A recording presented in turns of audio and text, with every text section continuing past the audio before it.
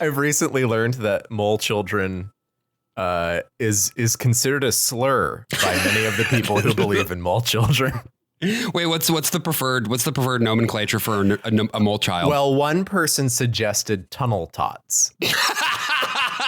So No you're telling me fucking that way. there's folks who believe that there are mole people and that mole children is an offensive term to refer to their offspring. So they're like reverent towards these. Well, so mole children, to my understanding, I believe Mole folk is a D&D class.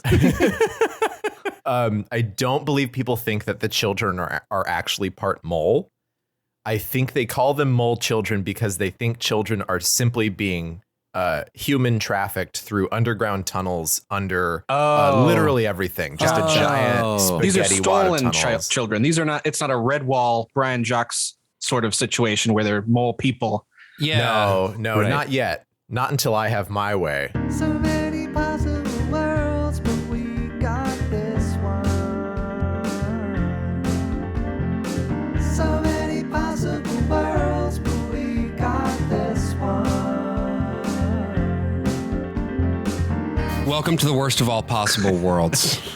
The first and only podcast defending the valor of the Tunnel Tots. I'm the worst of all possible Joshes. I'm the worst of all possible AJs. I'm the worst of all possible Bryans, and I'm still not afraid to say the slur mole children. I'm proud of you for that one. Joining us today, we have my friend, longtime, I don't know, guy who I've known who is cool, Nate Lamagna. Why don't you say hey to the folks and, introduce yourself, Nate.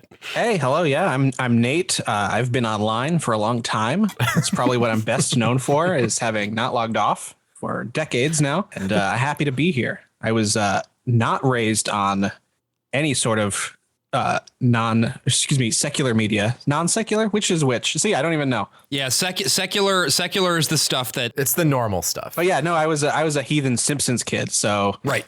Me too. Wit's End, Veggie Tales, all of that is like very foreign to me. Yes. Well, welcome to the Evangelical Simpsons. I mean, that's really all this show is. Yeah, it is. It's much like The Simpsons. It is also a complete shell of its former self. Is that popular belief? Do people think like, oh, it really fell off in season 30? Yeah, actually. Yeah, I was texting Josh while I was going through listening. I was like, you know what? These are, not my thing, but like listenable. Like I wasn't bored like I thought I might be.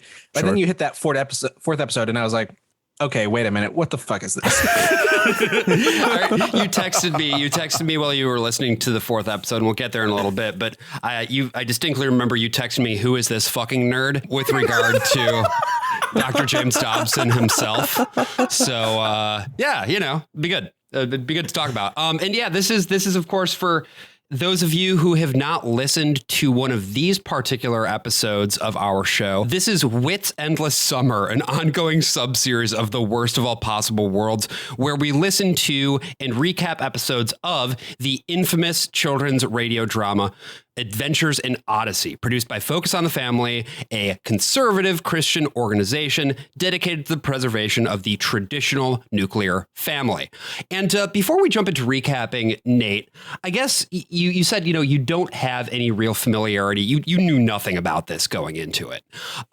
But was there anything, like, what were your first thoughts or first impressions? What really hit you when you started to get into this? Honestly, the first thing that hit me was the production values were way higher than I expected. Mm-hmm. The brief exposure I have had to things on like the Religious Network or clips of Veggie Tales that have somehow come to my attention is like corny, like rigid, very much feels like one of those like DreamWorks Pictures style, like knockoff animated movies. But this was very competent. These were obviously folks who knew what they were doing or hired people who knew what they were doing to make a very listenable radio series. And it's like always surprising to me because, as somebody who's consumed a lot of media, like obviously this is not my wheelhouse, but this exists entirely off of my radar for something that's very, very well put together. Obviously, I'm not the target demographic by any means, but like for a long-standing institution, like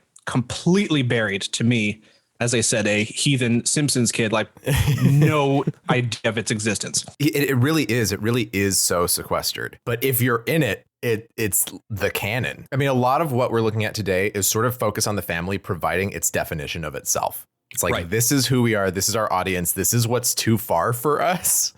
And then also here's the guy that we suck off whenever we have the chance because he's our boss. And so they draw some lines in the sand here about the types of Christians and the types of media Christians that they do not like.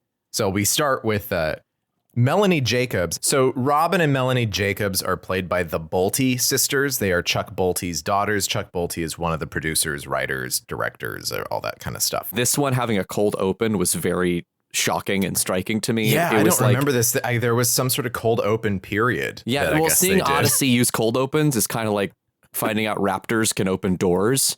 You know what I mean? Like, it really does open, like, does it fill you with a similar level of existential dread? It really AJ, does, because it's so competent. Like, this cold open is actually like really good, and that makes me very deeply worried for the future. Speaking of which, yeah, so we hear the Melanie Jacobs, the younger Jacobs sister, working through some prophecies relating to the apocalypse. Take the sum total of the generations between Adam and Jesus based on the combined genealogies in Matthew and Luke. Then divide by 40 and add 12. Melanie, did you take my... Shh, don't make me lose my concentration. Take the number of years since Israel became a nation in 1948. Since Israel became a nation? Mel, what are you doing? Quiet, it's all in this book. Melanie and Robin, as they're looking at this paperback book, The Second Coming by Henry Fernbank, they mention that it is from a publishing imprint called Power of Praise. For those of us in the know, those of us accursed with this knowledge, is a pretty clear reference to PTL, or Praise the Lord, which was the organization set up by Jim and Tammy Faye Baker. So Jim and Tammy Faye are old-time televangelists. They got their Assemblies of Gods, they're Pentecostal. They got their start in 1966, joining up with Pat Robertson on the Christian Broadcasting Network. Then they co-founded Trinity Broadcasting Network and left in 1973. And then in 74, founded PTL, which created a huge broadcasting empire there in the South.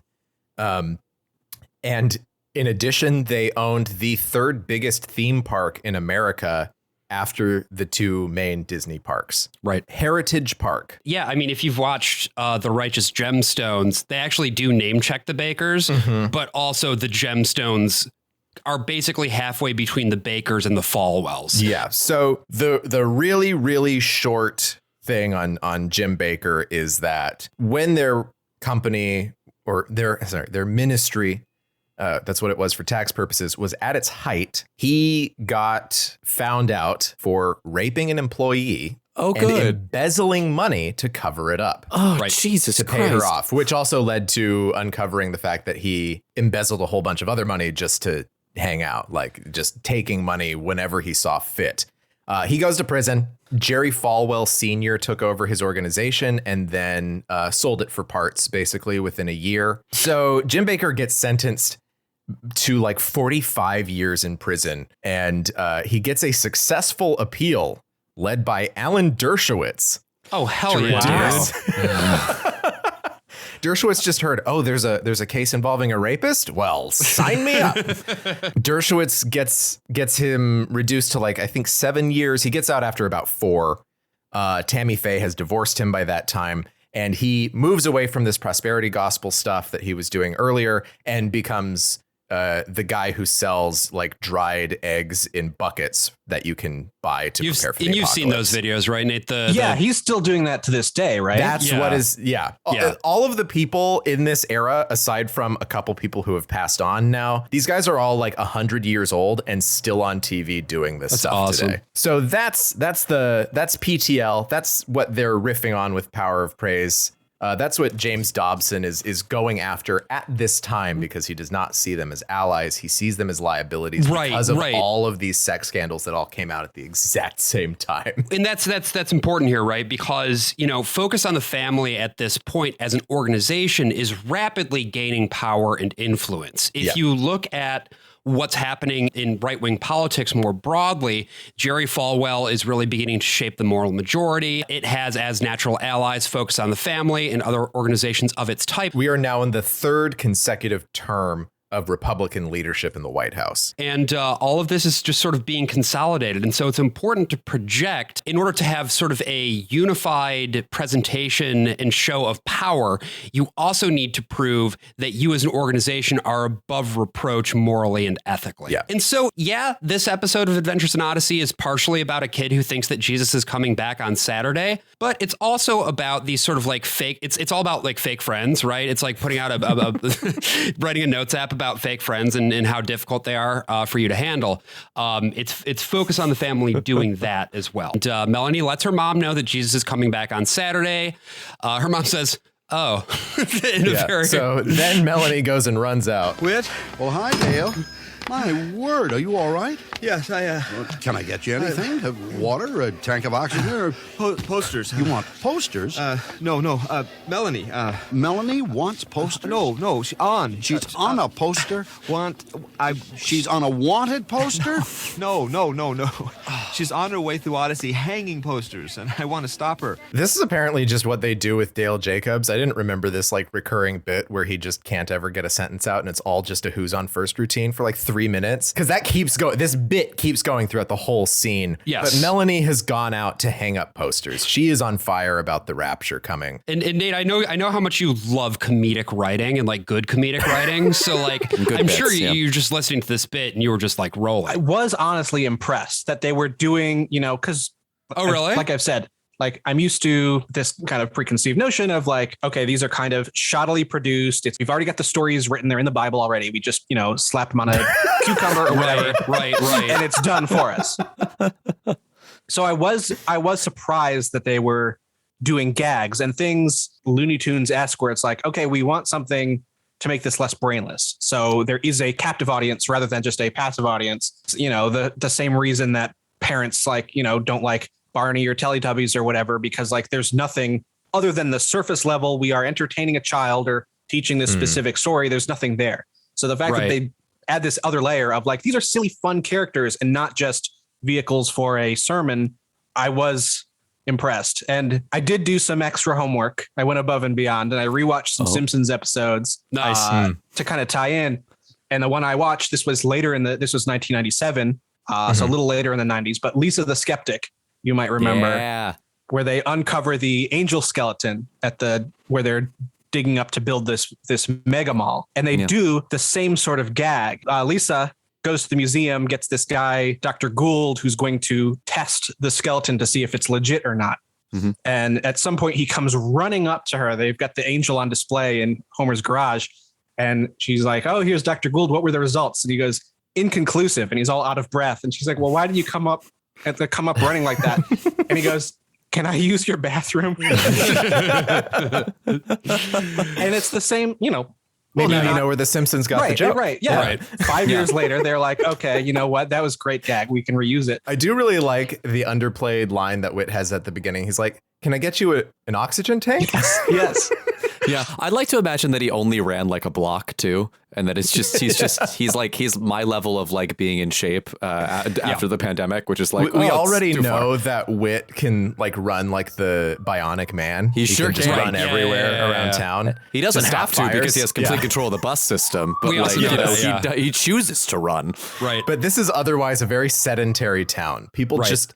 They just don't move that much. No sidewalks. And Whit is not afraid to call them out on it, right? No, God, no. He's got this sort of Groucho Marx thing where he just like insults you to your face, and these sheep in town are just oblivious, right? The oxygen tank line was for Whit. It's not for him. This is not witty rapport. This is Whit just jabbing him. Oh, this is strict like alpha dog shit. Oh yeah, right? Like he's Early Whit is very mean. He laughs at children when they make silly mistakes. He just goes in on it. Nate, what is your impression of Whit and his relationship to this town? I mean, as I said, he seems to know that he is above the rest of them, right? There's in almost all of these, besides, I guess, the fourth episode too, everybody's just looking for an appeal to authority, right? And Whit is that authority. Right. Yeah. Right. The kind of overall theme of like, do we believe this guy who wrote this book about, the second coming on Saturday?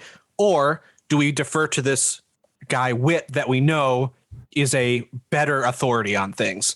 And he seems to know that he is top dog. He doesn't seem to see anyone as a peer, which is maybe a scary place to be. Maybe it's scary to be Whit and be that high up on top, and everybody else is just, vermin amongst king.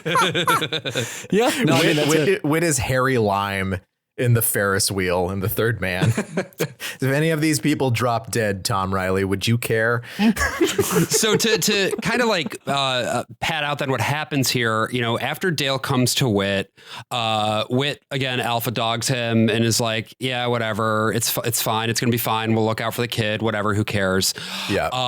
And I love. There's this little comment. So the Jacobs parents both end up at Whit's end. The Who's on First routine continues, and then they leave. And they're like, oh, there's no way we can know when Jesus is coming back. The Bible told us we can't know. Right. And then they leave, and Whit's like, Saturday. If only he would come back.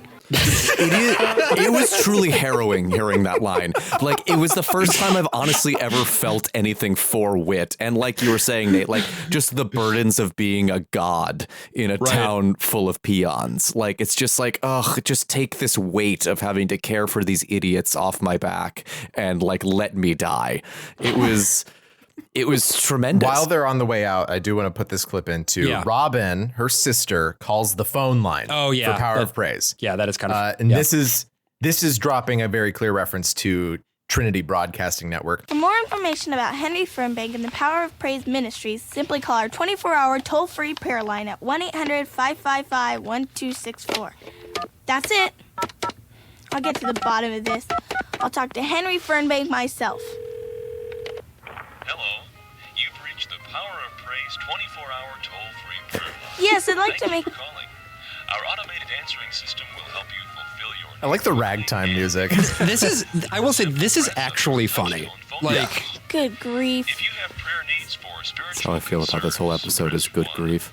If your needs are work or financial, press 2. To hear more about Henry Fernbank's landmark discovery of the day of Christ's return, press 3. If you'd like to know more about these... All right already. So this is the voice on the phone here is Dave the Nozzle Arnold, but here on the phone is probably the most animated he will ever be.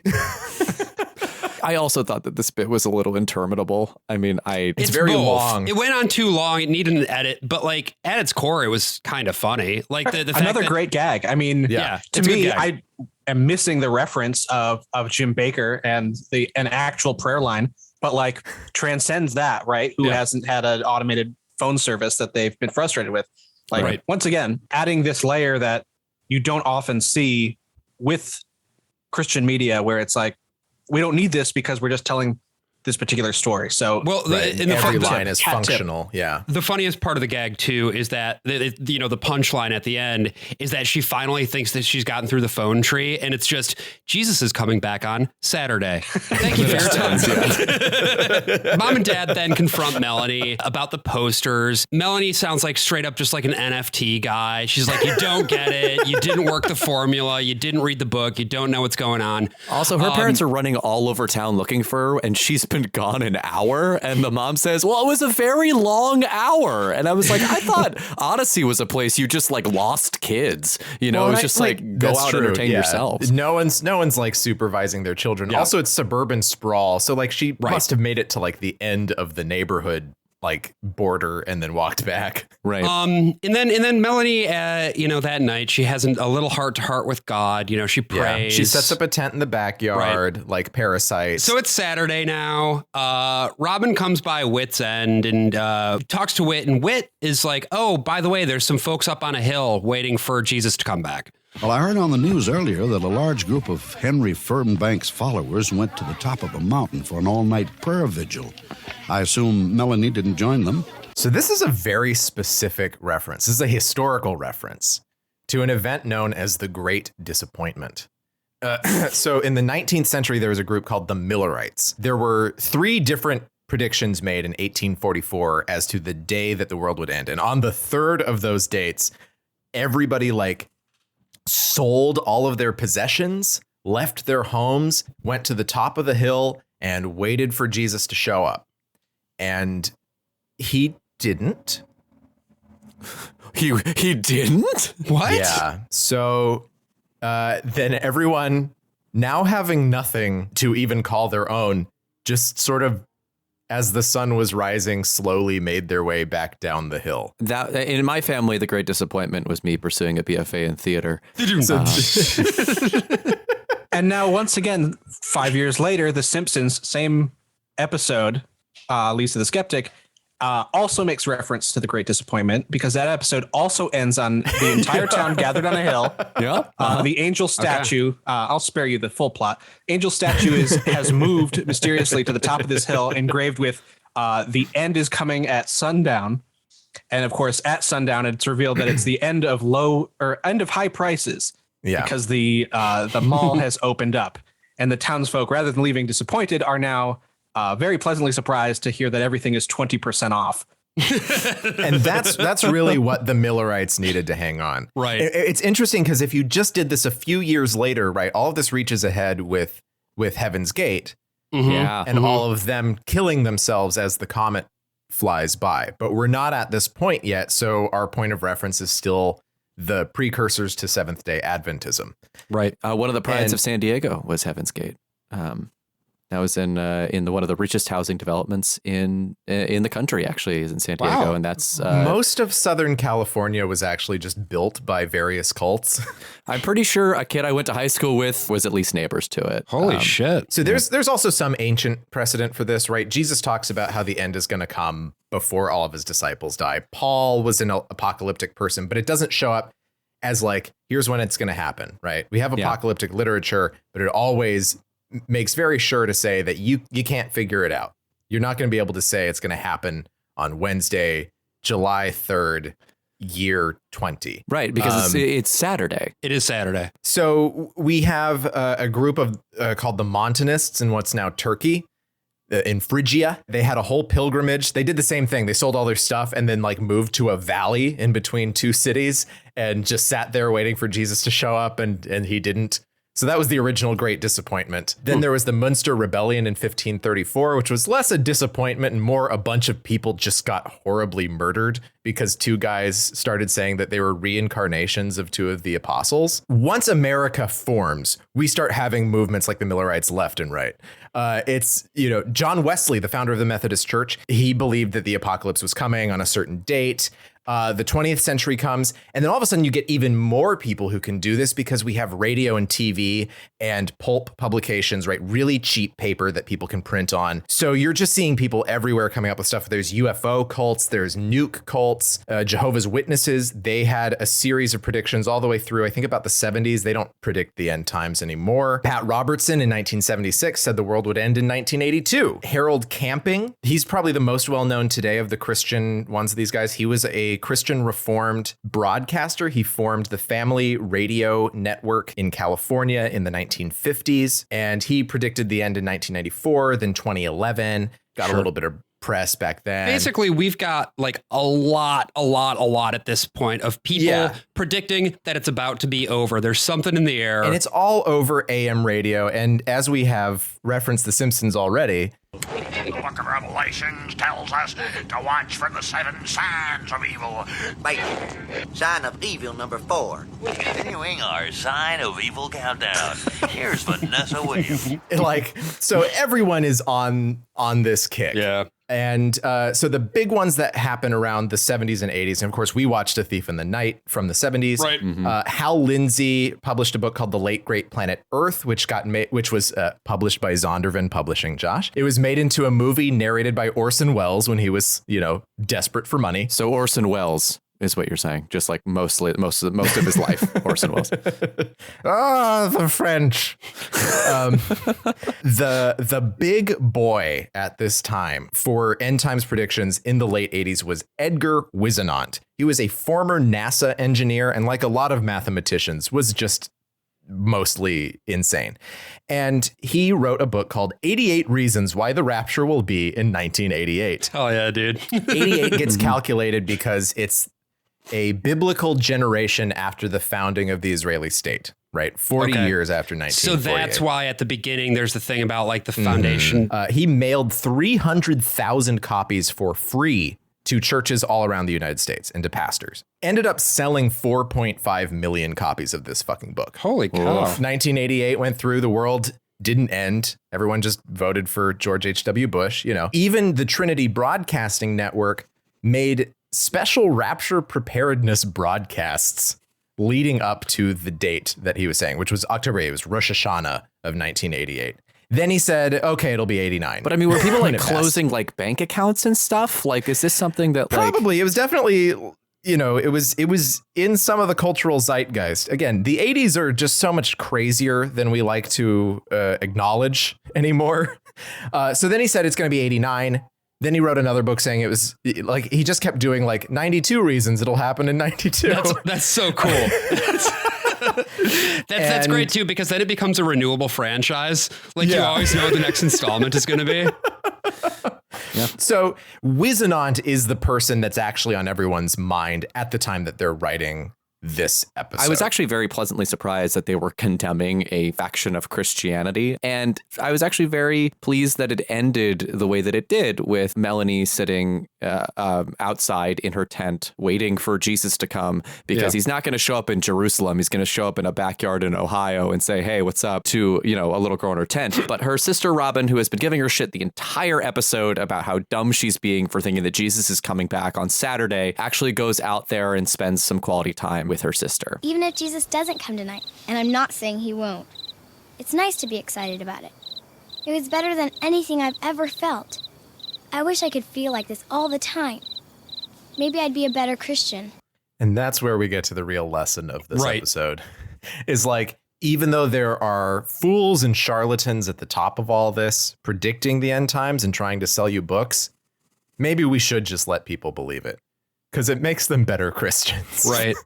Because we all really want the world to end. We all want to die. And this is also go away and see God punish the evildoers who are all Democrats. This is also where the message of this maybe like goes in a different direction than maybe one would be expecting up until this point. So at first I thought pretty wholesome, like a easy to digest message. You know, Whit himself says he got caught up in it, right? He's not above this in a rare moment of humanity in Whit. He got caught up in one himself, but now he lives every day as if it could be the second coming, right? Yeah, it very seems like a positive message. But the more I thought about it, like it seems like a very narrow conclusion, right?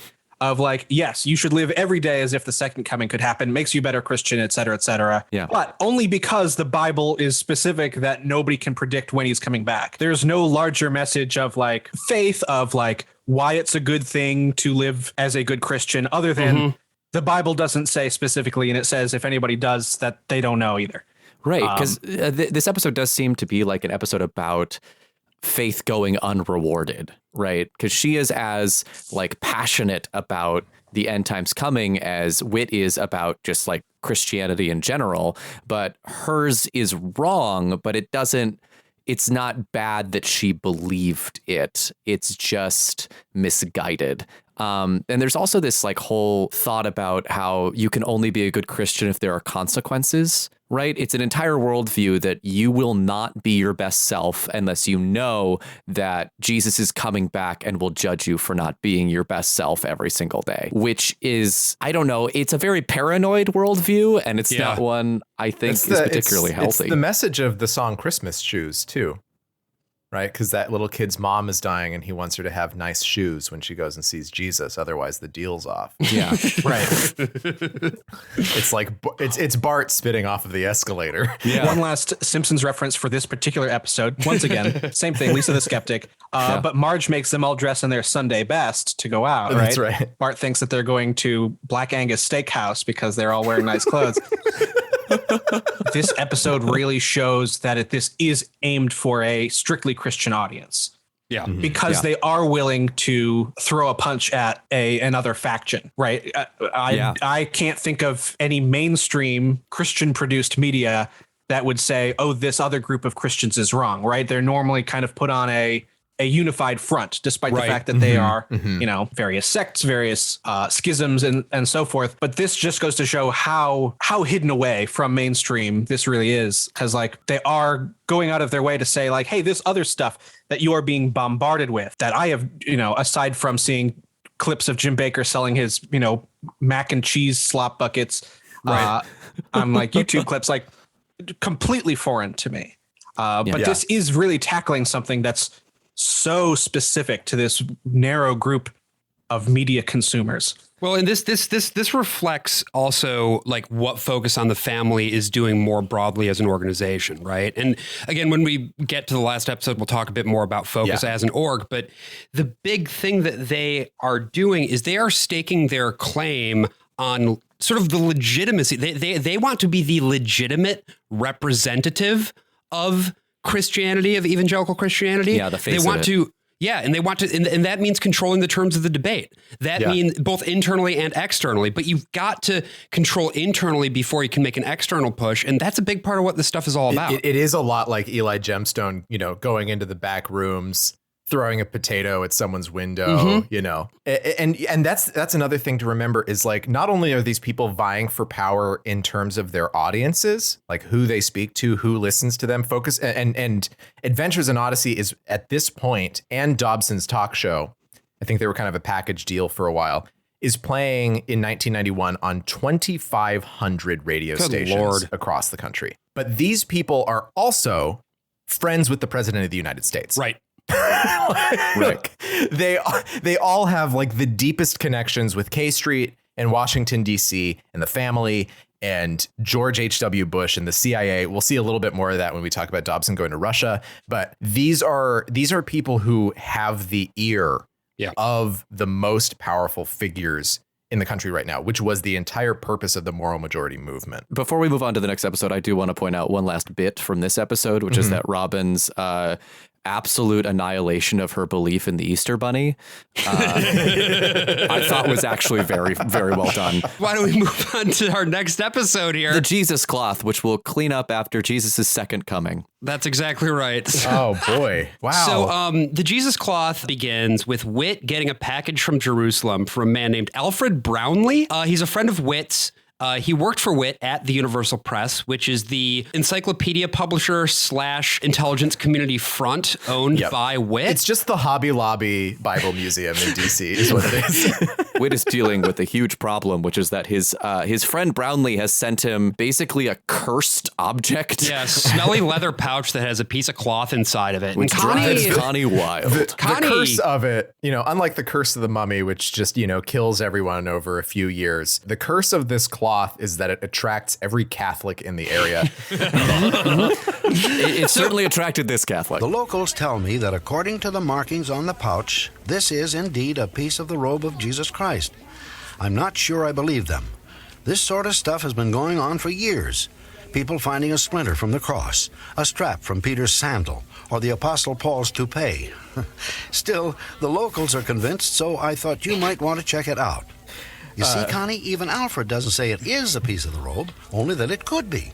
That splinter of the cross thing, this is another very specific reference. Martin Luther always riffed on this. In his stand-up sets? Martin Luther at one point said that 15 of the 12 apostles were all buried in Germany, and also that there were so many splinters from the cross that you could build Noah's Ark with it. Then, yeah, Connie touches this potentially miraculous object, right? The cloak of Jesus Christ. I also don't want to skip over the fact that Alfred Brownlee is just like, hey, here's all this stuff. By the way, Whit, I need $500. Right.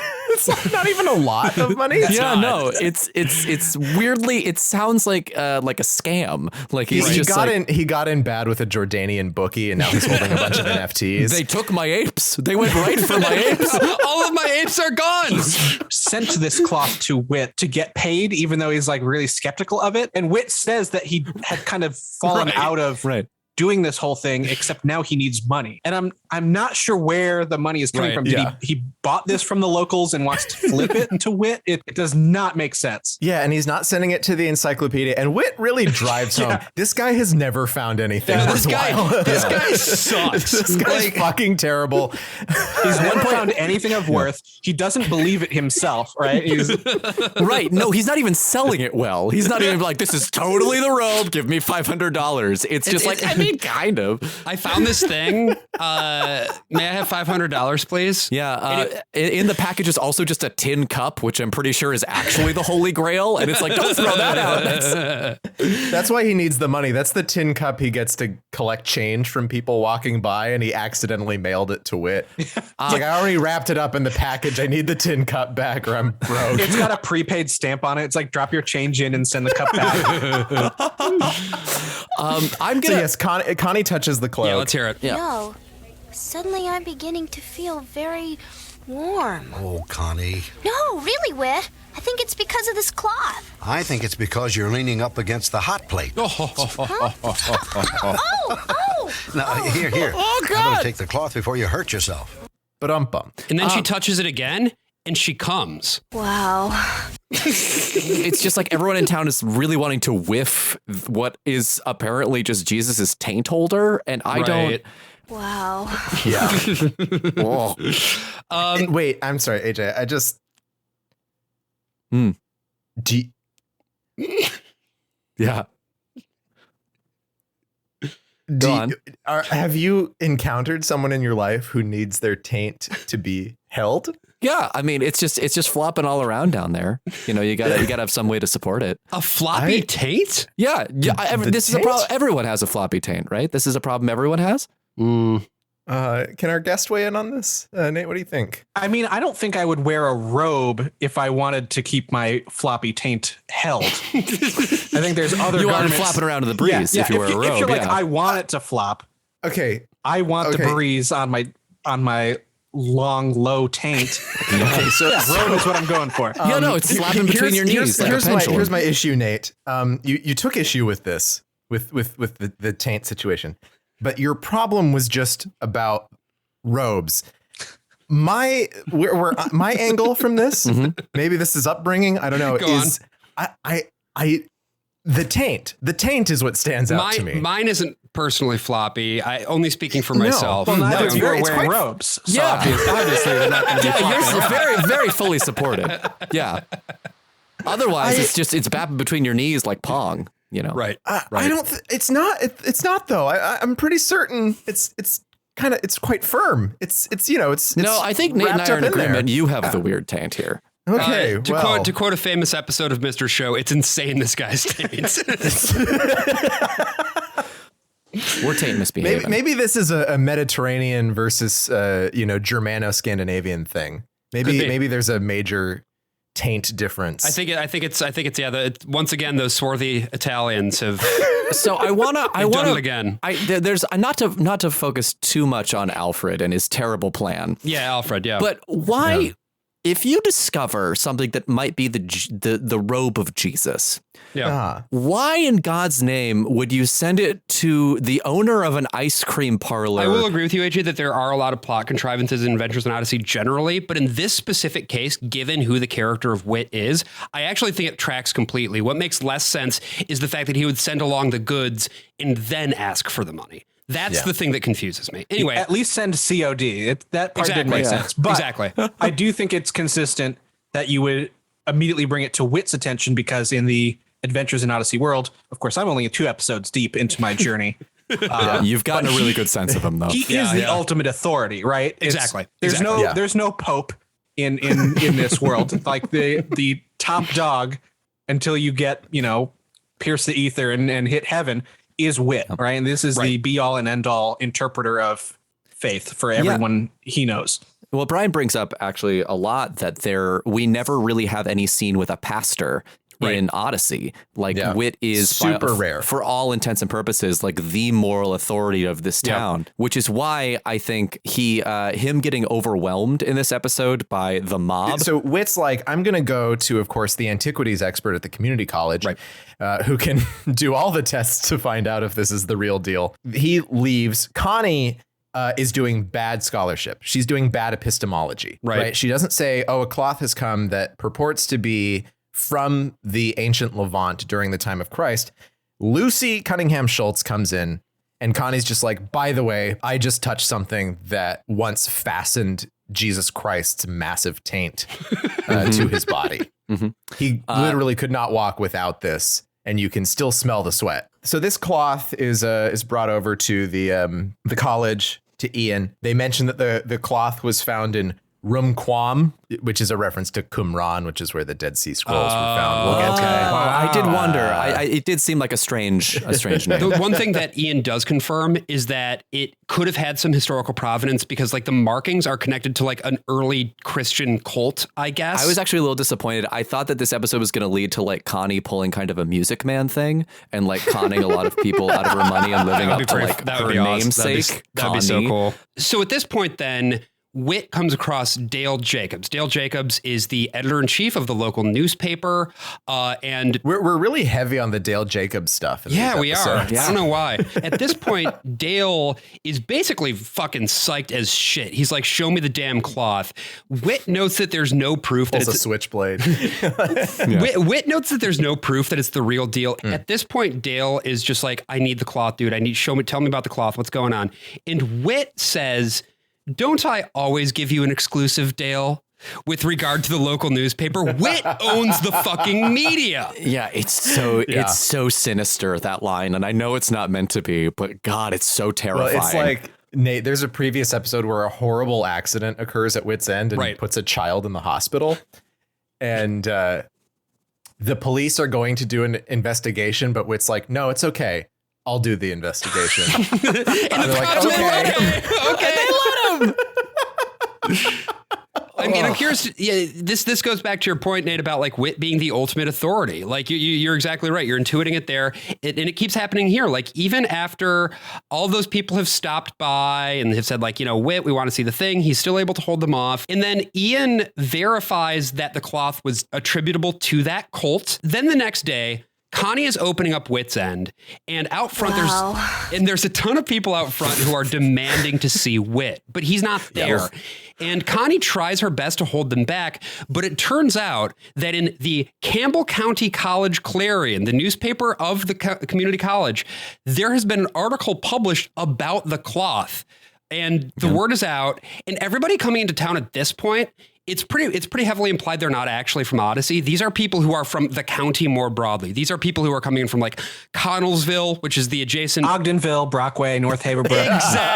Exactly. And boy, howdy, did it put them on the map. And this is putting Whit on the map. This is putting Whit's End on the map. Connie tries and fails to do crowd control. Wow. A fuckload of people enter Whit's End. Basically, at this point, the masses are rioting. They're desperate for the cloth. Absolutely, they got to touch that cloth. They're hot for the cloth. I've been ill for many years.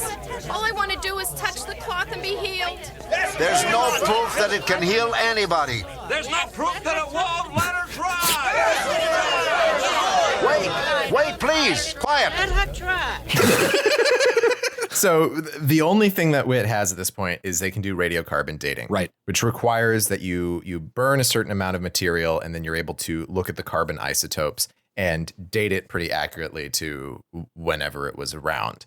The scrap of fabric in this case is very, very small. And so it would require burning the entire sample, which Whit brings up because Whit's trying to use logic and reason. Right. He's trying to logic and reason these people. He's trying to say, no. Here's how we do the epistemology. Here's how we do the good scholarship. The only way to get even an approximate time is through radiocarbon dating. And to do that, we have to burn it. Burn the Jesus cloth. He wants to burn the Jesus cloth. No, I don't. Heretic. Well, and you can. I don't believe this. Think about what you're doing, what you're saying. People, it's just a piece of cloth. You can tell that these are Catholics too, because of like how much emphasis they put on a physical artifact, and they call him a heretic. This episode came about because Focus on the Family was really worried about the publication of the Dead Sea Scrolls.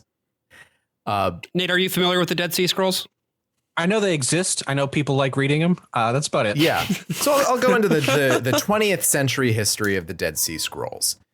These are scrolls from around the time just after Jesus and probably a little bit before. Some of them were historical and saved. Some of them were inscribed after the major revolt that was put down by the Romans that led to this sort of migration of Jewish peoples. The Dead Sea Scrolls were discovered by a couple of young Bedouin shepherds in the 1940s in caves just north of the Dead Sea. It was sold to a merchant, resold in a couple places, held on by some people who were kind of go-between guys. Eventually, it gets spotted by someone working as a researcher for the American Schools of Oriental Research, which is a Virginia-based institution that mostly does archaeological work in the Middle East.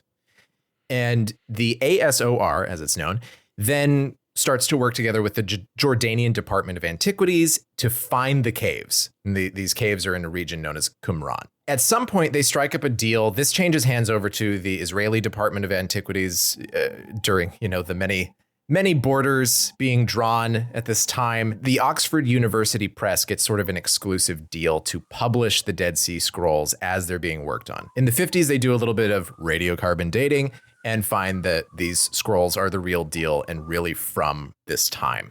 So Oxford University eventually, by 2009, publishes 40 volumes from 1955 to 2009. So it's a very slow drip of information. There is a staunch monopoly on this. This does not go out of a few hands. It is not seen by very many eyes. And that's just how it goes for decades, from the discovery until 1991. And then in 91, researchers at Hebrew Union College in Cincinnati, Ohio, made a computer program that could, one, reconstruct certain pieces, and also it was put on a computerized network. So they were digitizing these files, and people could actually see much more widely within academic circles what's on the Dead Sea Scrolls. And then somehow a library in California gets a hold of 3,000 photographic negatives and is able to publish a facsimile collection of the Dead Sea Scrolls in 1991 that you can still buy today. And this is the point. The year that I was born is really the point where the Dead Sea Scrolls become a known quantity for laymen. What most of Christianity and Judaism is working off of is Masoretic text. And so there was a movement to standardize text that went into the early Middle Ages. And that's pretty much what most of Christendom uses as the sources for the Bible. There is this potential for a lot of upset to find something that's 1,000 years older than the text that you're working with, that might have some contradictions. Right. And so everyone at places like Focus on the Family were terrified. And it turns out it's pretty on. And these days, all they do is say, oh, the Dead Sea Scrolls reaffirm just how accurate the Bible is. And they try to ignore the contradictions that do arise. Yeah, because I'm actually not sure if we did clarify this, what the Dead Sea Scrolls actually, what is the text on the Dead Sea Scrolls? A combination of original Old Testament text, also the Book of Jubilees, which is canonized really only in Ethiopian Jewish and Christian circles. My favorite X-Men, actually. And it is a bunch of rules for whatever this separatist group was that lived in these caves for their society, as well as one bronze scroll that also told where they had buried a number of treasures, actually. This is going to sound like a dumb question, but the scroll is made of bronze. It's made of bronze. Yeah, it's like a bronze treasure map. But the rest of them, and everything was probably dug up later. But it was like things were being hidden from the Romans. So this was probably from the time that the Romans had torched the Second Temple. Sure. But the rest of them though are more standard parchment based again, which but it parchment, papyrus, vellum. Yeah, and so they contain ancient Hebrew text. It's one of the most definitive sets of documents, but it also shows that at this time there was no standardization. Right. There were a bunch of people inscribing what they could in their own particular ways. It's not a particular threat to Christianity, But what this episode ends up focusing on a lot more does this very real scientific analysis or academic analysis of this real discovery undermine our faith somehow. This focuses on people venerating relics. An object, a relic, right? And this is right. More along the lines of the Shroud of Turin, which, it's a magical object, which, of course, in reality, the Shroud of Turin was a famous forgery, and radiocarbon dating has dated the actual Shroud of Turin to being manufactured when it was manufactured as a forgery in the middle. So the Shroud of Turin purports to be the burial shroud of Jesus Christ. Right. That when he ascended from the grave, the imprint of his body was left on the shroud. But this is a medieval object, like Josh said. In the 80s, they had done some radiocarbon dating and found where it was actually from, causing a huge stir. There was a musical on Broadway starring Dean Jones that was all about how the Shroud of Turin is real, actually. But also Catholics are really loony. And then also there's like a mime. It ran for about a week. It was called Into the Light. Well, in Catholic tradition, there is a strong tradition of mime. So that was produced by an evangelical group that was deciding to get into Broadway musicals at the time, and then that's where the money did not is. Have a second venture. That's really where the money is in Broadway musicals. After the mob becomes unruly at Whit's end, there's immediately a smash cut to a TV news broadcast. Whit goes on TV and says that he's returning the cloth to its rightful owner, which is the Israeli government, and that's that. He hopes. Connie then comes by Whit's place to say hi. She's kind of surprised at just how intense people were about this fucking cloth. Wow.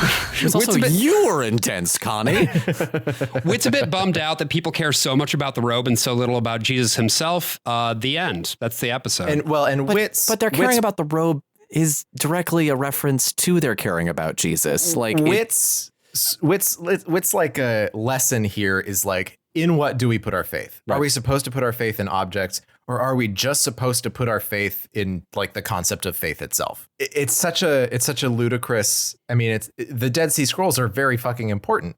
And this is a lay evangelical tradition. There is no idea of prophecy, revelation, hierarchy, meditation. This does not exist in this tradition. Everything is embodied in a very concrete physical world. And Whit is a man of science. You see him talking about trying to weigh all of the options here and the validity of this artifact.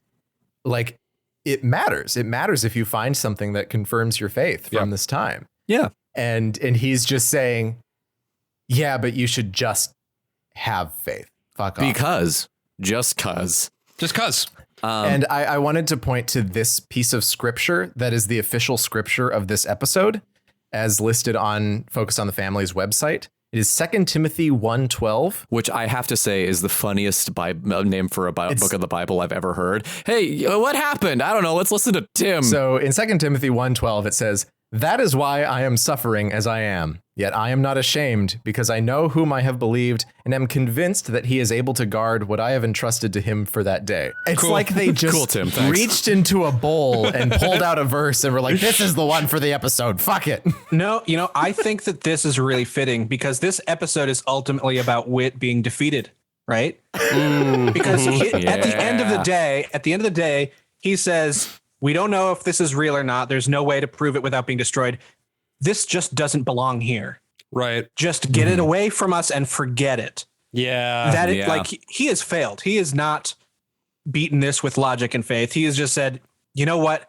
Get it out of my ice cream parlor. I think you're right. And I think that's interesting. Get it out of my Christian ice cream parlor. When I think that's an interesting point, Nate, that Whit is the kind of guy who needs to stay winning. If he's not continuing to stay winning, he is therefore losing, and he's not able to exert full ironclad dominant control over the town of Odyssey because he needs to be infallible. And there is too much ambiguity in this situation for him to be infallible. Yeah, I feel like he also owns the warehouse at the end of Raiders of the Lost Ark. Yeah, absolutely. He's intentionally hiding all of the world's greatest biblical artifacts. Now, did he keep the cup? Yeah, it's the Holy Grail. It has to be the Grail. It reminds me of, I don't know if you've ever listened to like the Ricky Gervais, the old radio show. I like the Carl Pilkington stuff, right? But yeah, Carl Pilkington has a story about this cursed cup where it was like, it's some news story he claimed that where there's a pub and there's a cup on a shelf and the publican tells people who come in, oh, you can't drink out of that cup because anybody who drinks out of that mug, they die within a week. and Ricky Gervais asks Carl, why don't they just get rid of the cup? And I gotta know if that cup ever returns to Whit's and no, Alfred returns, but the focus moves to a completely different set of artifacts. What a shame. All that we'll say. The other interesting thing here too is like this episode has no sympathy for the relic believers. No, right? Like none. this is just a circus. The previous one is like, oh yeah, the rapture freaks, like this shit that actually ends in people killing themselves and shit. Yeah, maybe it's good actually. Yeah, God bless. And this them. episode is like, yeah, but like we don't have to hand it to the Catholics. We don't. We definitely don't. Issuing a correction regarding previous Odyssey episode of mine, you do not, in fact, have to hand it to him. It's such an absurdity. And the Dead Sea Scrolls do contain other things like the Book of Jubilees, like I said, which does have these discrepancies, right? But the Book of Jubilees already was out there, in addition to the Samaritan Torah, in addition to Catholic and Orthodox Apocrypha. There are other things that have other canonizations and contradictions to what the evangelicals like Whit want, to what they believe, to what they would like there to be in the world. At some point this episode, they were like, we can't talk about the contradictions. We can't talk about like the challenges to our faith. We're going to make this a very different episode. Right. This was obviously not written by Paul McCusker, who later converted to Catholicism. This episode was written by Phil Lawler. Okay. Who is still a committed evangelical. I do have a Simpsons episode that also touches upon one of the earliest written records involving the Bible, which is Homer versus Lisa and the Eighth Commandment. Yeah. From the second season. So this is 1991, a little more relevant, which is a great episode. It opens with Homer, the thief, hanging out with his friend Hezron, the graven image maker. They're waiting for Moses to come down the mount and deliver these commandments. Where each of them is upset to find out that all the things that they've made their living on are now against God's will. But it's a neat kind of inverse of Whit's problem, right? Whit has this artifact and everybody's coming over and he's the greater authority of my faith is stronger than theirs. I know not to put any stake in this thing because I have faith in the Bible itself. Whereas Homer has a legal cable hookup. He's going to show the big fight, Dredrick Tatum versus I forget who. And Lisa's very upset because she has recently learned that thou shalt not steal is a commandment. And more and more of the Springfield residents are coming over to Homer's house, right? Flanders shows up. Moe shows up and he has to hide all of the mugs he's stolen from Moe's Tavern. Mr. Burns comes and he has to hide the stapler and notepads he's taken from the power plant.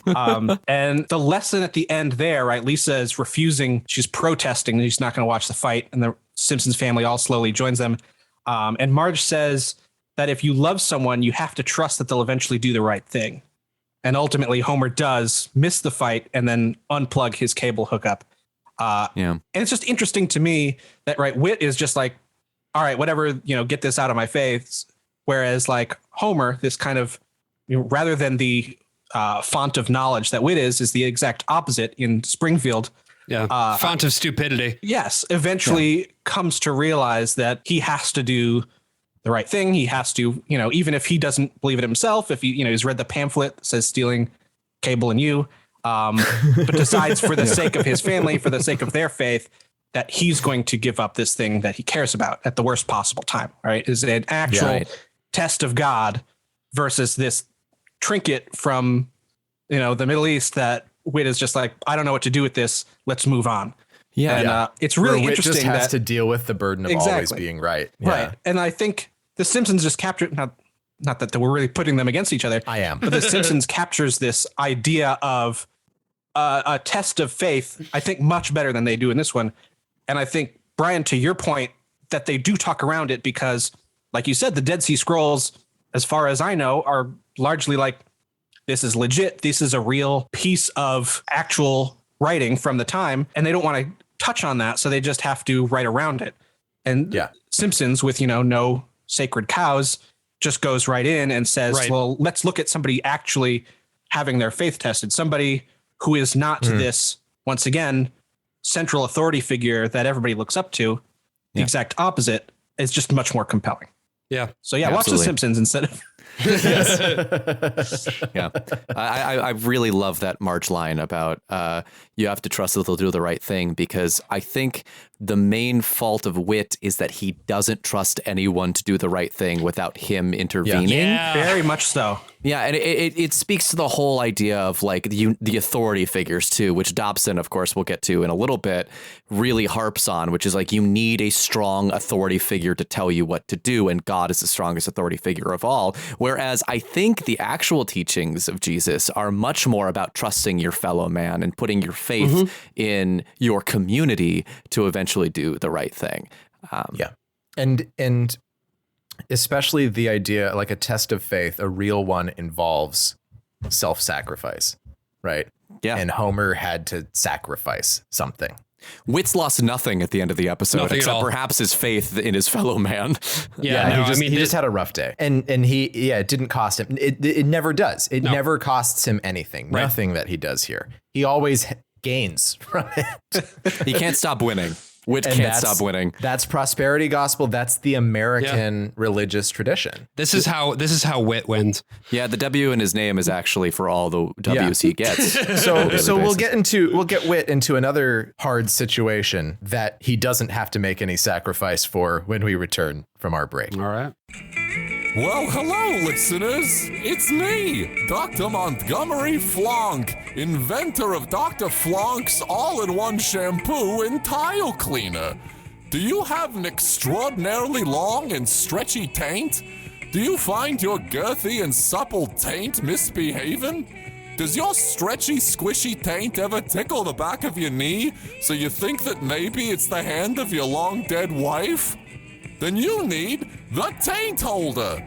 Dr. Flonk's patented design gathers the various bits of your unwieldy taint and scoops them up into one big pile that makes maneuvering a breeze.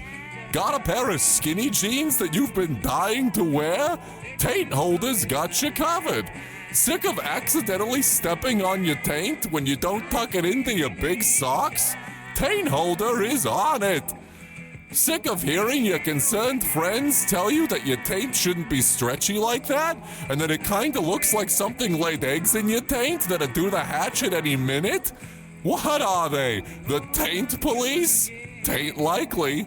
So say bye-bye to duct taping your loose hangy bits to your inner thigh and get yourself a taint holder today. At least until the eggs have had enough time to incubate and can hatch to begin the dominion of our future wasp overlords. Oh, looks like it's my time to go. I give my life so the future might be saved. Fly forth, my pretties. Fly forth and tell the world what's abuzz. Tell them what's a-happening. Dr. Flonk's taint holder. If you think you're in danger, you taint. Welcome back. We're probably going to get letters about that one. We should probably not have that sponsor anymore. So we're on Home is Where the Hurt Is, and it's more like a home is where the Kurt is. That's actually a really good point, dude. This is named Kurt. And so for our listeners at home, or, on the prowl, whichever you are. Our listeners like skulking about alleyways, snapping their fingers in leather jackets. We have a large sector of our audience is private detectives. Right. Yeah. So or newsies. This is Kurt, not Kirk. You might remember Kurt from the episode of Adventures in Odyssey that we recapped a little while back, where he got in the imagination station with Robin, and they went back and met Elijah and almost got killed by Queen Jezebel. The beginning of this episode finds Lucy Cunningham Schultz, our goody little two-shoes, fucking insufferable little precocious kid. Creationist dipshit. White privilege. Stay out of other people's business, Lucy. Coming across Kurt Kurt is reading in the library, and she's pretty surprised that he's there because Kurt is not known for his, academic leanings. Apparently, he's researching publishers. He's a ne'er-do-well, and only good kids go to the library. That's right. He's researching publishers because he wants to get sent a teacher's edition of a math book so as to get all the answers. And which is a genius move, quite frankly. Yeah. And so this is published by Macadamian Publishing. That's right. By the way, according to Chris in the intro here, Trouble is apparently Kurt Stevens' middle name. So that's a thing. With a capital T, and that rhymes with P, and that stands for PTL. That's right. So I got my reference sheet, right? Some background information, as you do before guesting on the show. The dossier. I did think it was a little harsh because poor Kurt has just 2 sentences, a recurring child character, just kind of a shitty kid. And considering my only exposure to Kurt is this episode, that seems kind of harsh. He deserves it. No, he does deserve it. He lacks moral continence. And that's his arc. I mean, like outside of this episode, the other, I think 12 episodes that he's in, the whole point is just that he's a shitty kid. Yeah. Like is he rude or just like doesn't follow the teachings of Christ? He's always got scams. Right. He's always running a scam. See, I love that. So he's always doing bits. He comes up with a character named Fargond. He's just, I find this oddly relatable.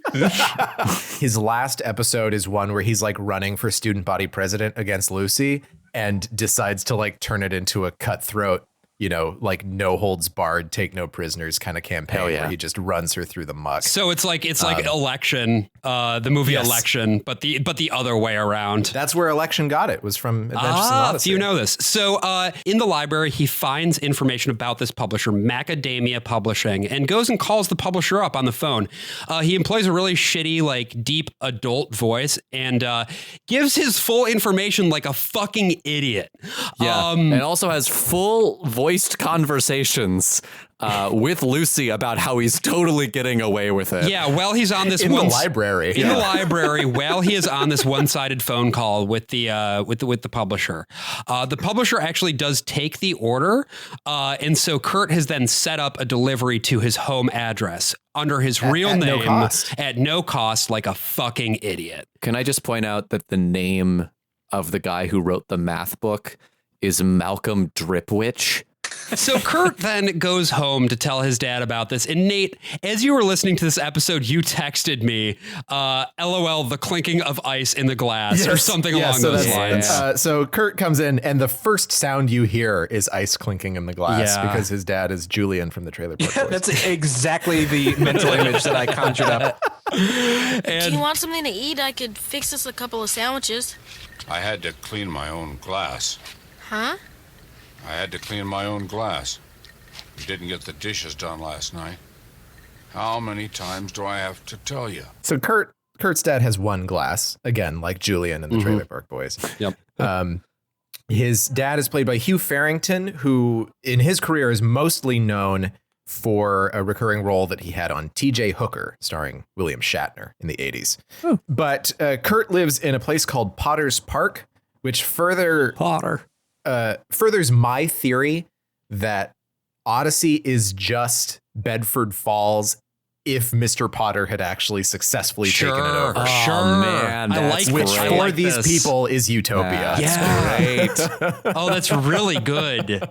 Damn. Well, I was very disappointed at the turn that it took because I thought that this math book scheme was genius, and I wanted to hear more about that. It's such a misdirect. And and it's then such a Family Ties episode. It just very quickly pivots to people meddling in Kurt's home life and very little about whether or not he can get away with this scheme. What's fascinating too is that the book was free, and I was like, no fucking way. My experience growing up at a school that did not have very good funding, someone stole the teacher's edition of a textbook. Nice. And it was catastrophic because they couldn't order it again because it was so far out of print. Whoa. Because they were just using really old edition. We were using stuff that was from before I was born. Right. Yeah. I distinctly remember being in AP English my senior year of high school. There was a rule in the classroom, like, in the syllabus at the beginning of the year, our teacher, there was like a list of rules that things we could not do.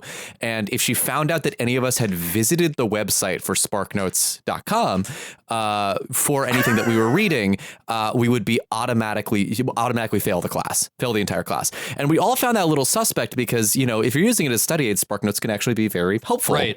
You know, if in addition to reading the book, you read the SparkNotes. And then we later found out it's because all the quizzes that she gave were verbatim from SparkNotes.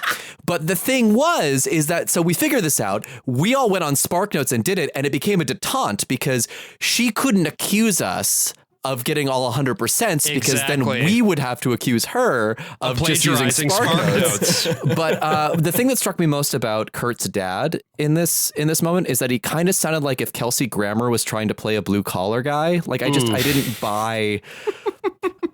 buy this character as like a lived in alcoholic, especially because he has a line about sandwiches. Well, this was the thing, right? It was like that baffles me. They portray a somewhat inaccurate portrayal of the confusion that results from being drunk, right? Yeah. It's a very like writerly because type thing. The way that it's portrayed here is that alcoholism results in you confusing what you are hearing, as if like I would hear you saying straight A and I would hear sandwich, which is not the case. That's not how alcoholism works. But they portray sort of the leap in logic, which is a real thing with alcoholism. You sort of like miss the connection sometimes. The train misses the station on what is supposed to happen or what you're supposed to say next, or you lose your train of thought midway.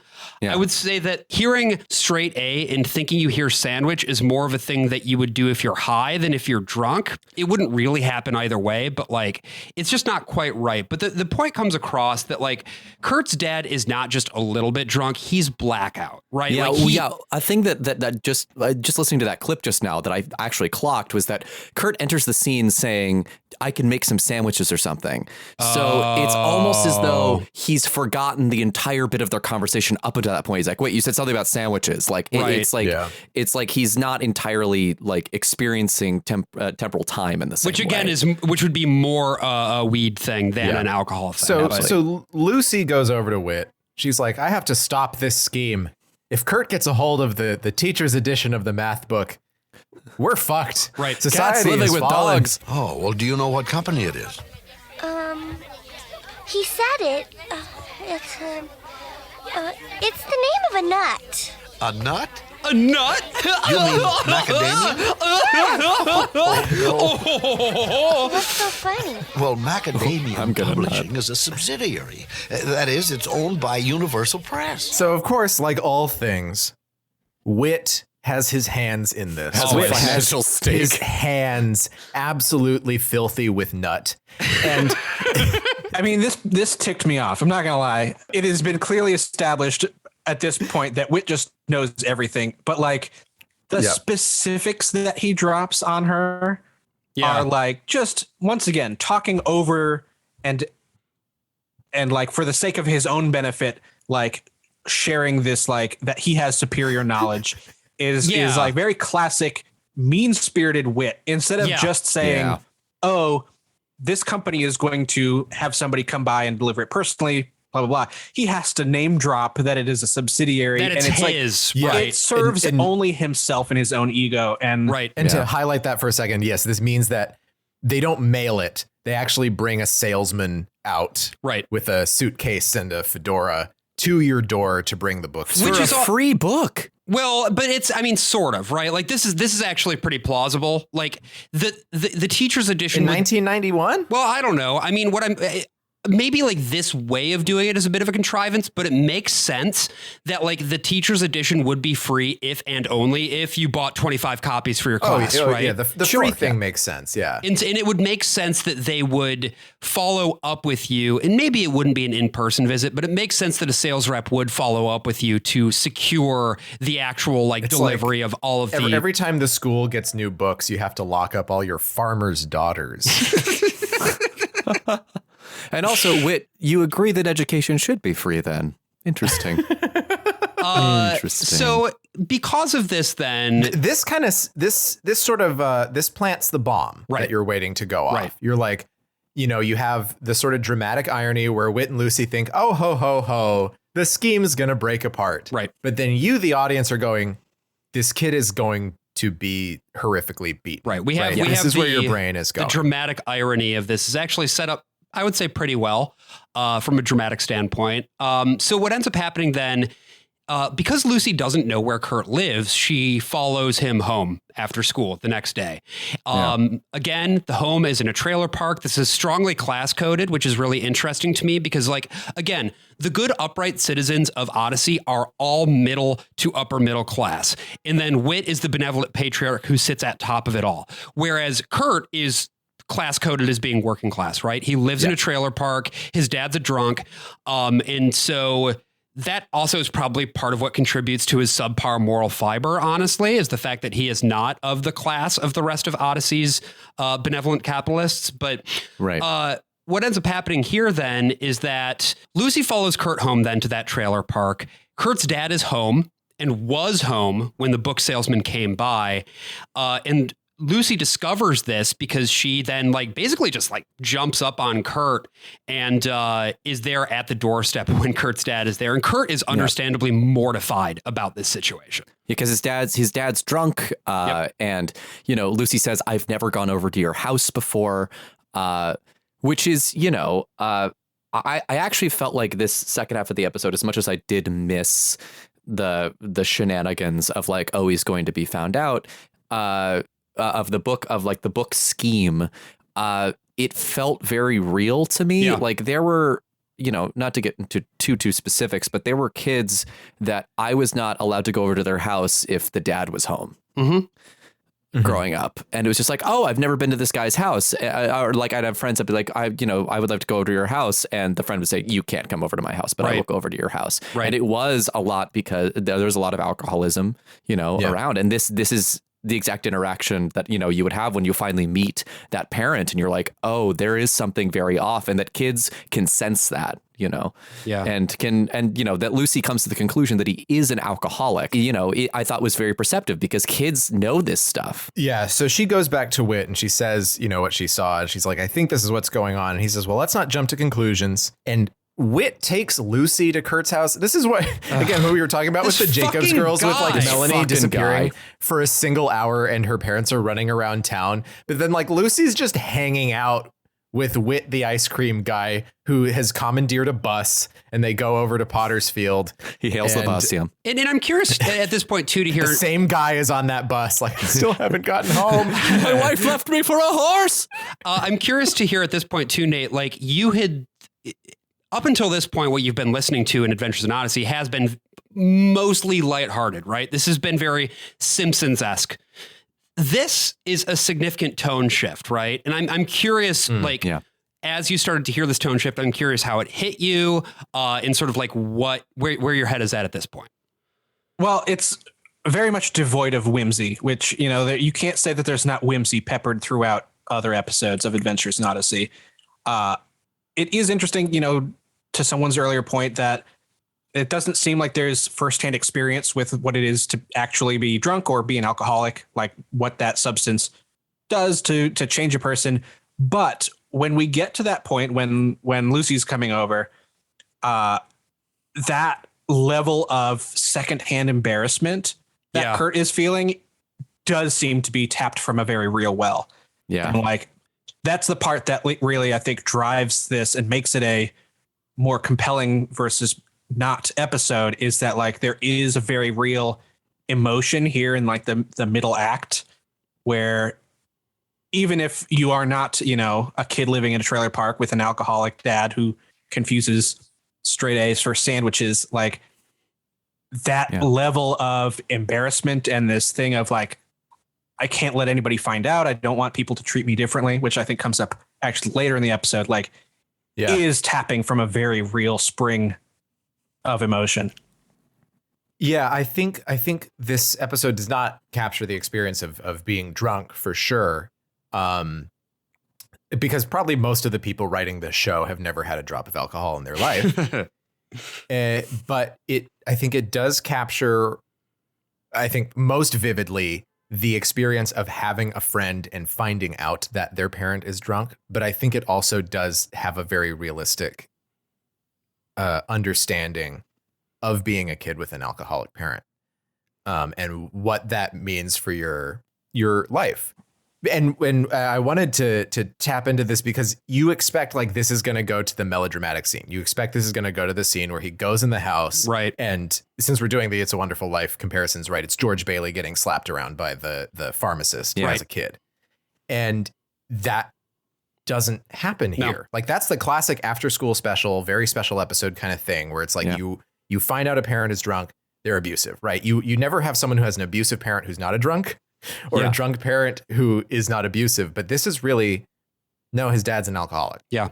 And that's it. What ends up happening then instead is that once fucking Whit makes it his business and goes to Kurt's house with Lucy in tow, a couple things happen. First of all, Whit knocks on the door, Kurt's dad answers, and he is completely lucid. Something I can do for you.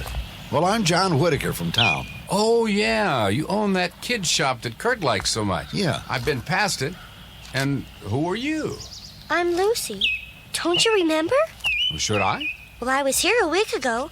I'm a friend of Kurt's. We met. Oh, yeah. Sure. How could I forget? Especially since Kurt never has his friends around. He's friendly. You know, he probably on a good day looks like any other parent. In Odyssey. Encourages Whit to come by again sometime. Probably goes to church. So we can host him and be like a proper host. He's just not, you know. If I may, armchair therapist, I think Kurt's dad is bipolar and happens to drink versus being an alcoholic. And that is what really drives his behavior change. Interesting. And I don't know if that's intentional. Obviously, I think they wrote it to be about alcoholism and such, but the way he reacts is so polar for lack of a better word. That I think that's what's eating his I think a lot of times some of these episodes end up being about something that the writer's kid encountered recently with one of their friends. Sure. Right. That definitely happened with the episode that was about death, where the Bolte sisters had lost a friend of theirs at school. Right.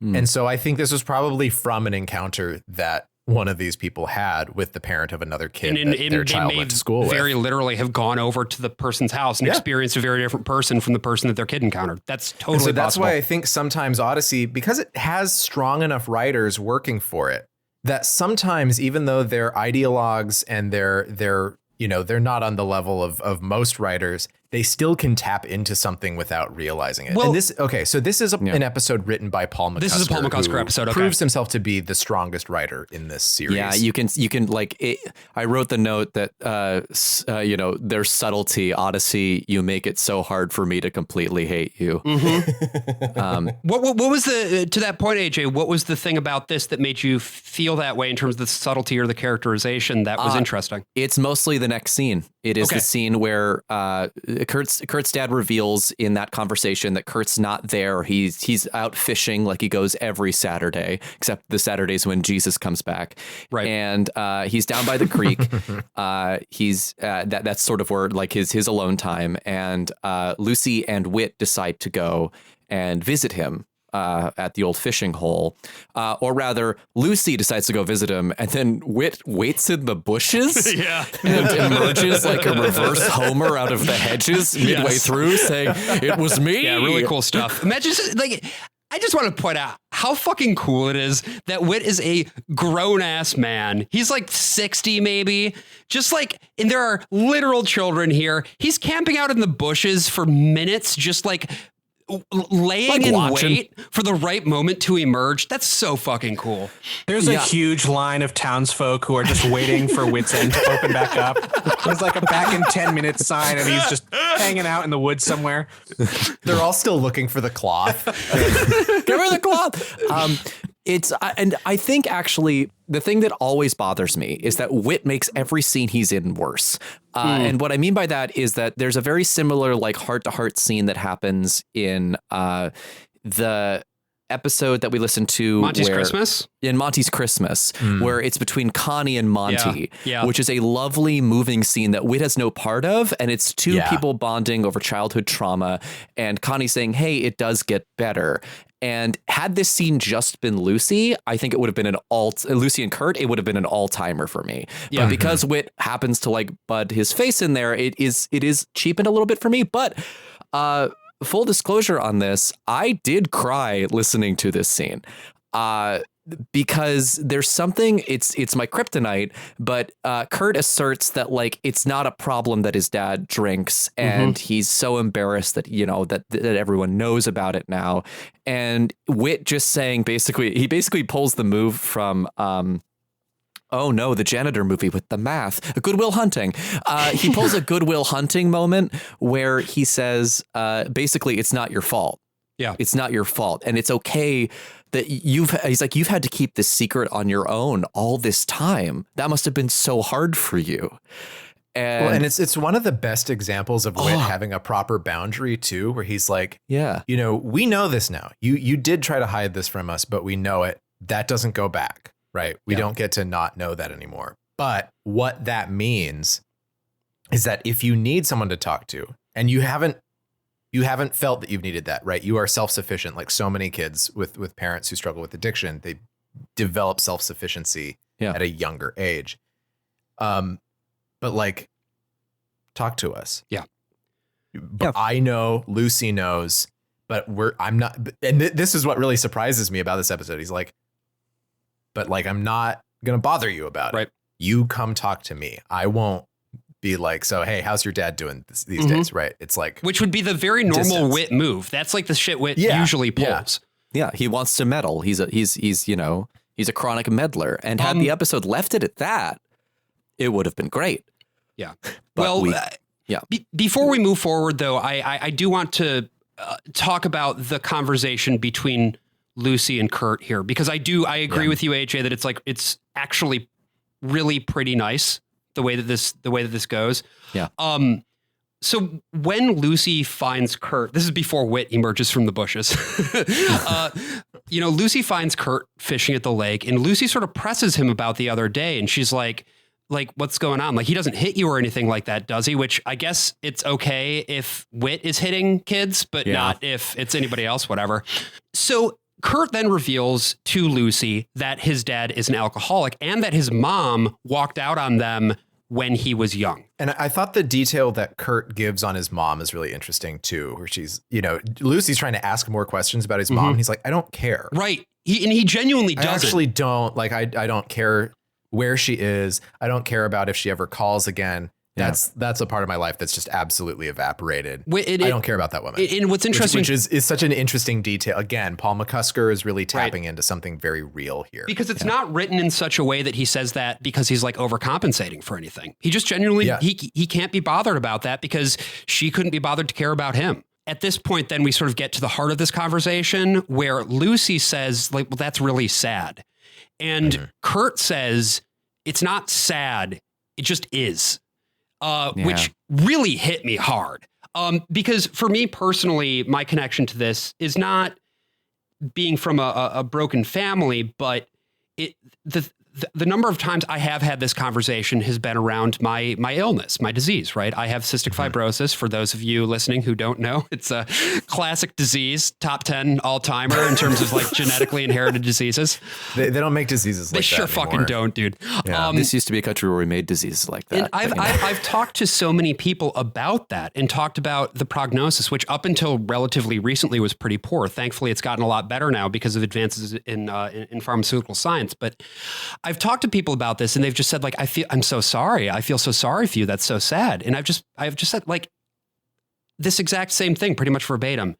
It's not sad. It is. I can't change it. It's immutable. It's part of the fabric of the thing that I've grown up with. And I really connected with Kurt in this moment, particularly because in this moment, he is talking to Lucy who is somebody who this experience is completely outside of her frame of reference. Right. And the only way that she can understand it is through sympathy. But he doesn't want sympathy, and he doesn't need sympathy, genuinely. He just needs somebody to understand that it is the situation. I feel like a lot of times listening to Odyssey that like it's just like when something like this pops up that is better than a lot of the other episodes, that I ascribe a higher mark to it because the stuff around it is usually not my cup of tea. So like, I mean, did this scene strike you in any particular, like in a way that like it struck us, or is it just because we've been living in this Odyssey world as long as we have? No, it's definitely a powerful scene. And I think my favorite part, I mean, I think Kurt connecting with Lucy is much more important, but to me, as someone who is like the rest of the town of Odyssey, very focused on Whit himself, when Whit comes in and says, "We will leave you alone because we care about you," is like very like outside of his usual character, right? And I think that's really important. Obviously, they meant for this episode. I mean, is it Chris at the end? I forget. Someone says like, Chris. "Hey, this doesn't have a happy ending," right? And they were really trying to do something different with this episode. Or actually, it was Chuck. It was Chuck Bolte, the executive producer Bolte. of the show, who That's right. comes in They and brought says him that. on. Yeah. Taking that moment to say, like, I don't know, we can get to the overall message after this, but I think taking the moment to say, like, Whit is just going to step back from this and not in a pushed it under the rug like they did with the Jesus cloth, but in a like, the right thing to do is to not involve myself up until or if you need me to. Is very interesting. Did it touch you personally? Like, did it make you feel something? You know, the father, like I said, seemed more reminiscent of bipolar, which to get a little personal, like runs on my mom's side of the family. Okay. I had an uncle who happened to be alcoholic, but it was an extension of that bipolar. Right. And like, so that like did resonate with me. And it is interesting to backtrack a little bit. Like Kurt's dad knows where he is on Saturdays. That's not maybe he is negligent. Maybe he is awful in other ways, but like that is not a telltale sign of a completely absent parent who doesn't care, is checked out. Yeah. Like he knows that his kid has this Saturday ritual of going off by himself. And like, to that point, I don't think it's about alcoholism. I think it's more about Kurt's embarrassment about his overall family situation. Yeah. Doesn't have a mom in his life, is like lower middle class, living in a trailer park. Yes, his dad drinks, is embarrassing in other ways, but like it is more about the fact that that is a point of shame for him than that it is a horrible way that he has to live. You know, he's made peace with, like you said, Josh, like it's not sad. It's just the way it is. Right. But that judgment, that outside judgment is the part that really seems to weigh on him. The shame in the shame piece is interesting to me because I grew up in a town not unlike Odyssey in many regards, a town that was very much no sidewalks. We had sidewalks, but we, had a church every fourth block, right? And that is in some neighborhoods of the city, Actually literally true. But, you know, a town settled by Dutch Protestants who made the church the cornerstone of everything that they did. And in our town, there were the ones who were sort of that cloth. What would be the term for that? The Jesus cloth, yes. The Jesus cloth. There we go. And frankly, that's people like me. Like I grew up being from a lineage that directly descended from a lot of these fucking Dutch freaks who settled the area in the first place. I can trace. I was on a Zoom call with Josh when he was going through his ancestry details. Yeah, I can trace every branch of my family tree pretty much directly back to the Netherlands. And almost all of them then stayed in Michigan or the sort of like Great Lakes Basin Just after centuries of stern Protestants. I am literally the first person in my entire family tree going back at least to have moved out of the Great Lakes Basin permanently. One of my friends growing up was in a very unstable home situation. Frequently bouncing back and forth between parents, occasionally literally not knowing where they were going to lay their head at night. Ugh. That's something that I didn't know about at all up until literally a couple of years ago. And it was because we had gotten to talking about some of this stuff. And you have to hide that sort of thing because of the shame that would come if people understood that your situation was not nearly as stable or as right as the sort of prevailing norm in the community. And it becomes a moral judgment too. It sure it's does. Like, well, if you're from a house like that, like what's going on with you? Kurt's dad, his wife left him. He has a night shift factory job that doesn't really sound like a union job. Right. It sounds like it's not paying very well. Pretty sure there are no unions in Odyssey, but No, I mean Potter won. So yeah. Right. I also had friends, more than one friend growing up, who had the same situation because I'm from McKinley County, New Mexico. It alternates, between a couple counties, and like Mississippi is the poorest county in the country. It's a border town on a reservation. Right. And I knew friends, I'd met their parents, but, people whose parents either were in recovery or were still struggling with alcoholism. And so much of it is related to other environmental factors, right? Poverty and mental illness and disenfranchisement and disconnection from culture and things like that affect the area. Maybe there was a little bit less shame around it, but like kids who were going to Christian school with me, yeah, there was still a little bit of a like, not going to talk about this, all that up front. The reality of it really is just like this. It's like, well, so now I know, and that's life. The episode ends with us cutting to Kurt just sobbing. Yeah. While he's fishing by the creek. And Chuck Bolte, the producer, then comes on and says, this story does not have a happy ending, but the only thing you can really do is pray for these people, which is where I think the episode completely shits the fucking bed. Yeah. Well, and let me point out the scripture that is tied to this episode, because every episode you go to their website, there's a piece of scripture. The last one was nonsensical. The scripture for this episode is 2 verses. One is from Proverbs, one is from Ephesians.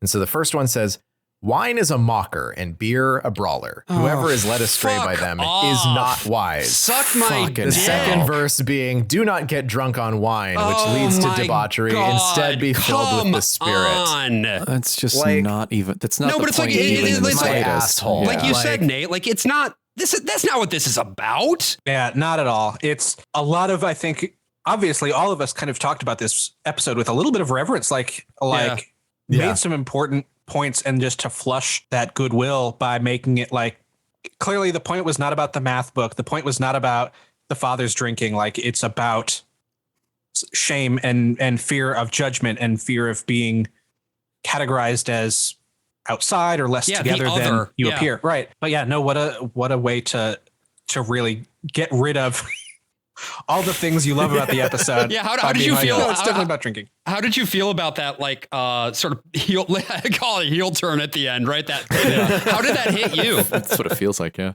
Just very, very stupid, very, to everyone else's point, like such a well-written episode up until that really feels like someone else at the last minute was like, no, we need to show that this kid is really sad.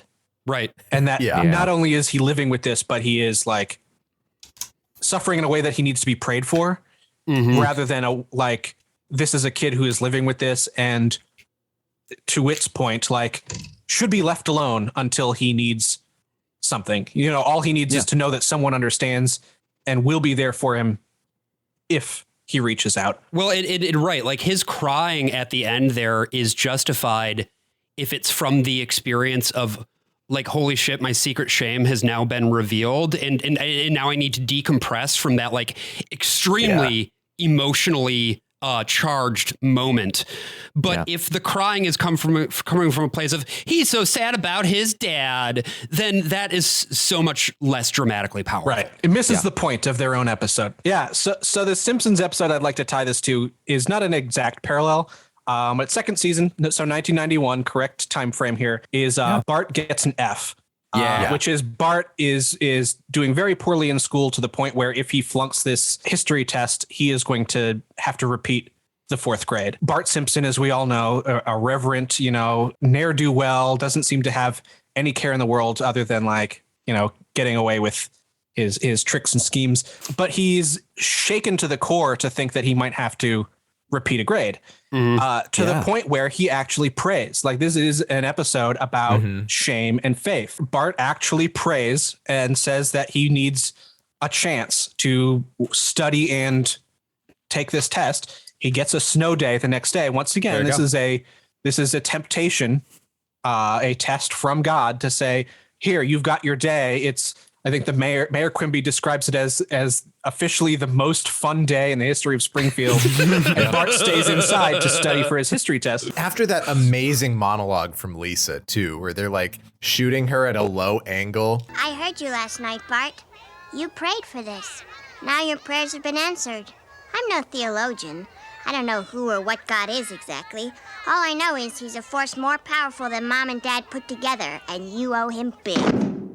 I think a lot of, especially kids who are raised in more devout Christian households, think of The Simpsons as this very, unreligious, risque, not appropriate we show. did not watch it growing up. Right, because they do poke fun, but there is a lot of faith baked into the show. And Bart studies, cut to, he still gets an F, and he breaks down in front of his teacher saying, maybe I'm a failure. This is the best I can do. I worked really hard on this and I still got an F. And I think that's a similar parallel to like the shame that Kurt is going through of that external judgment. Right. And, and Bart does have an actual failure, right? It's not just, this is the living situation he's in. It's just like, he's faced with maybe his own limitations and doesn't want to be judged that way, right? He wants to be the cut up who doesn't care, and that's why he gets a bad grade, and not just, no, he's stuck repeating a grade because he really can't do it, and just doesn't end on the same sour note that Adventures in Odyssey takes of, this kid just needs to be prayed for. Well, there's always this need in Adventures in Odyssey, particularly earlier on, to just kind of like put a bow on it at the end, right? Because you got to have the Bible verse, you got to have Chris like doing her little like, and so, yeah, you can't just leave it on any sort of note of ambiguity, because to do so would undermine the very dogmatic way in which the series preaches its core values. And I think that that's a really nice pivot into talking about this next and final episode, Dobson Comes to Town, where this is the first and only this is the actual first and only episode of Adventures in Odyssey to feature Dr. James Dobson himself. Wow. AJ did not know about Adventures in Odyssey before we started this podcast. I specifically did this to hurt him. Right. It's sort of a Dom sub thing. Although you actually ended up hurting me more, ironically. You know, I grew up with this show and I was expecting this to damage me a lot more. It doesn't. I am at peace. I am a lily on the river. I listen to this stuff and I just think it's funny. And Josh is like getting further and further down the well. And AJ is just like, we've opened up a whole new world to him. Yeah. So like, we've just done what we've done to you, Nate, but for a year now. I just want to talk about Focus for a little bit, just to kind of clear this. And then we can jump right into talking about the episode. Yeah.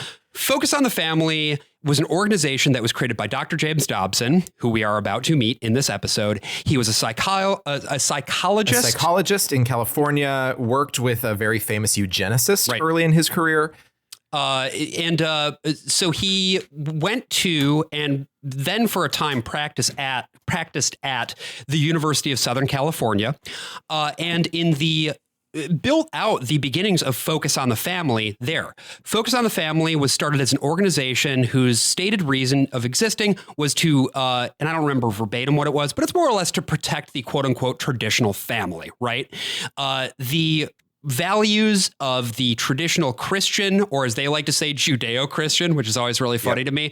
But let's be real, it's the evangelical Christian. I love going family. to the synagogue cathedral with all of my Judeo-Christian friends. Exactly. And so this organization was created by Dobson, who his primary reason, his raison d'etre essentially, was making sure that kids got their asses whooped when it was necessary. this is coming out of sort of the permissive culture of the 70s into the 80s. Let kids make their own mistakes. Exactly. That kind of stuff. And what Dobson observed, as embodied in his seminal book, Dare to Discipline, Covered in semen. was that because of the lack of real parenting, because of the lack of proper boundaries, kids were just kind of doing whatever the fuck they wanted. And Dobson... But also Dobson was observing things that were coming about as a result of the economic crisis of the 1970s and the austerity politics of the 1980s brought in by Reagan that led to a spike in violent crime all the way until the beginning of the 1990s. Right. But from Dobson's perspective, this was strictly the result of bad parenting. It was the hippies. It was the result of not disciplining your children. I'm going to read you real quick an excerpt from Dare to Discipline about a scenario that he absolutely 100% made up. Mr. Holloway was the father of a teenage girl named Becky. He came to see me in desperation one afternoon and related the cause for this concern. Becky had never been required to obey or respect her parents, and her early years were hectic for the entire family. Mrs. Holloway was confident that Becky would eventually become more manageable, but that improvement never came. This child held her parents in utter contempt from her youngest childhood. She was sullen, disrespectful, selfish, and uncooperative. Mr. and Mrs. Holloway did not feel they had the right to make demands on their daughter, so they smiled politely and pretended not to notice. Their magnanimous attitude became more difficult to maintain as Becky steamrolled into puberty and adolescence. She was a perpetual malcontent, sneering at her family in disgust. Mr. and Mrs. Holloway were afraid to antagonize her in any way because she would throw the most violent tantrums imaginable. They were victims of emotional blackmail. They thought they could buy her cooperation, which led them to install a private telephone in her room. She accepted it without gratitude and accumulated an $86 bill during the first month of usage. They thought a party might make her happy. Mrs. Holloway worked very hard to get the house decorated and the refreshments prepared. On the appointed evening, a mob of dirty, profane teenagers swarmed into the house, breaking just like into Pigpen, just like 19 Pigpens all running into the room at once, breaking Dust and cloud destroying akimbo. the furnishings as they came. They were also coming all over the house. During the course of the evening, There's a cloth for that. That's right. During the course of the evening, Mrs. Holloway said something that angered Becky. Mr. Holloway had been away from home, and he returned to find his wife lying in a pool of blood in the bathroom. What the fuck? Wait, what? Becky had struck her down and left her helpless on the floor. He found his unconcerned daughter in the backyard, dancing with her friends. He spoke with tears in his eyes as he described for me the details of their private nightmare. Mrs. Holloway was still in the hospital, contemplating her parental failures. The greatest tragedy in this incident lies in the permanence of the problem. No simple therapy can eradicate the scars that are burned into the lives of these three unfortunate people. They have paid an exorbitant price for underestimating the importance of respect in Becky's early childhood. God, James Dobson hates his kids. This is what I'll say. Dobson worked at a hospital. USC Medical Center. So he was working with kids who had been committed. Right. So I don't doubt that a lot of what is laid out here is what happened. Yeah, I guess that makes sense. But Dobson's solution is that kid should have just been hit enough as a 4-year-old when clearly there's a much bigger issue here cognitively with this young girl. Right. And to be fair, probably also a pretty serious issue with the way that her parents were parenting her. Like, sure. Yeah. But like she fucking beat her mom to a bloody pulp in a bathroom. Right. That doesn't really come from, they were just too permissive towards their extremely average, ordinary child that was not dealing with any kind of abnormal psychology. So Nate, before we jump back into the episode, your thoughts so far on what you've been hearing regarding the esteemed doctor? I came into this episode not liking him. As we talked about at the top of this, shocked. I texted you, who is this fucking nerd? Right.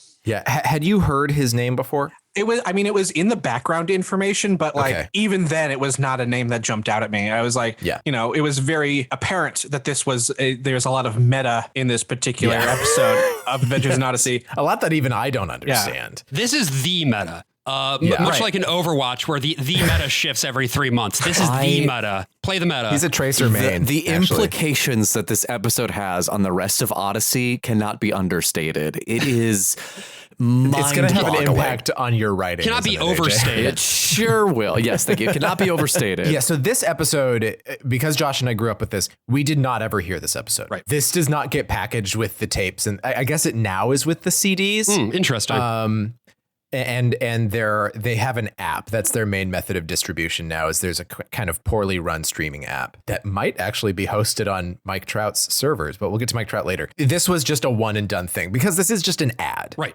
This is just an ad for Focus on the Family, where it's gotten to, the animated specials that are going to come out on tape, and the fact that they're moving to Colorado Springs later this year. Right. And this is big, by the way, because at this point, Focus on the Family is still, of course, headquartered in Southern California because James Dobson got his start in Pasadena at USC. So it's steeped in tall buildings and jazz. That's right. Just so much jazz. But they now have the opportunity to buy this gigantic parcel of prime real estate in Colorado Springs. And they have done so.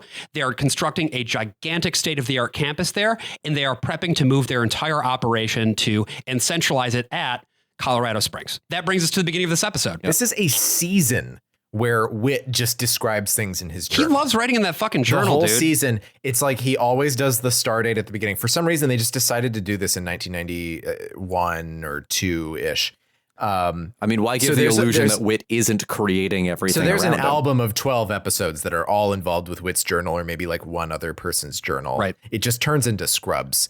And so we're getting a very special visitor. Very special visitor. So this middle-aged man from Louisiana just walks right in through the door of Whit's End. Excuse me, miss? Oh, hi. Can I help you?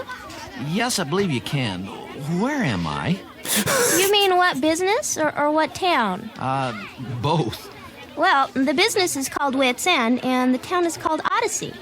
I'm in Odyssey? The police? That's who you are. So Dobson at this point, this is also, again, we're setting the tone for who he is. Dobson had nailed down the death row interview of Ted Bundy. Right. So he interviewed Ted Bundy. We're going to talk about this in more depth at some other time. But this was a big moment for him getting his profile out there. He did the very last interview with Bundy, and Bundy was raised by evangelicals and basically said, all this happened because I got into drinking in Playboy magazine. Yeah, it was just like porno made me do it. Yeah, it was just him playing another like last game before he died. But then Dobson kind of gets to have the claim of like, I turned him back to Jesus. And Dobson bought Bundy's whole shtick, hook, line, and sinker too. Yeah. He just sort of goes along with it. He makes a ton of money off of this. He's referred to in a lot of news at this time as a radio evangelist, a televangelist, a preacher, someone who runs a ministry. And he calls these all smears. He refers to them as attacks because he is a psychologist with a radio show. He's not running a ministry. He is not a pastor, and he's specifically distancing himself from Pat Robertson, Jimmy Swaggart, Jim Baker, Oral Roberts. Oral Roberts in 87 or 88 had also had a scandal because I think it was $8 million. He needed to make $8 million because he said that God had appeared to him in a dream and told him he was going to kill him if he didn't raise $8 million in like a handful of weeks. And this, of course, also mirrors everything that we heard in that first episode, right? Of like very intentionally distancing itself like, from these other things. I'm not a minister. I am not part of the televangelist world, even though he was. Yeah. And Focus on the Family officially became a ministry during the Trump administration. Ironically, so that they could further dodge taxes. They can hide their donors. That's the other big thing and so Dobson's coming in here and he's part of the same sphere, right? He hangs out with Jerry Falwell. Later on, he becomes good friends with Pat Robertson, even though at this point they're kind of at odds with each other. This is all, it's all the same thing. And so he's coming in and he's like, oh, I'm in Odyssey now. And so Dobson has established himself, right? Now we're on $60 million a year, 1,500 stations in the United States, a few hundred Latin American stations as well. They're translating episodes of Adventures in Odyssey and of his talk show into Spanish. Ay caramba. And he's about to go to Russia too. And so he shows up at Whit's End. Connie doesn't know who he is, but every dad in town who beats the fuck out of their kids, they know who James Dobson is. So more importantly to me, how does Dobson not know who Connie is? I think it's very apparent from this that Dobson's actual involvement with like the day-to-day operations and story of Adventures in Odyssey is probably pretty removed. Yeah. You know, and he talks like, as somebody, you can't hear this on the podcast, I'm wearing my Lego Consumer Services hoodie. I used to work for a toy company. And like the things that he does know about Odyssey are very like marketing centric versus like the actual characters and story, right? He has a vague idea of what this place is, but is like very much a stranger in this thing that's supposed to be his brainchild. But, you know, to be honest, this probably is not too far away from the truth. You know, originally Adventures in Odyssey was created as a series called Family Portraits. It was like a Tracy Ullman thing. They started as little episodes that aired on Dobson's regular radio hour. Truly, the more we dig into it, the more it resembles the Simpsons. It really is. It was a mid-season replacement. No, so there were even a couple of Frank Peretti shorts, which I have a hold of, and so they were branching out into this drama thing. They got a lot of consultants. This started out really, really basic, is like someone basically narrating the whole thing. Maybe a second actor comes in. You know, very much like an Aeschylus tragedy or something.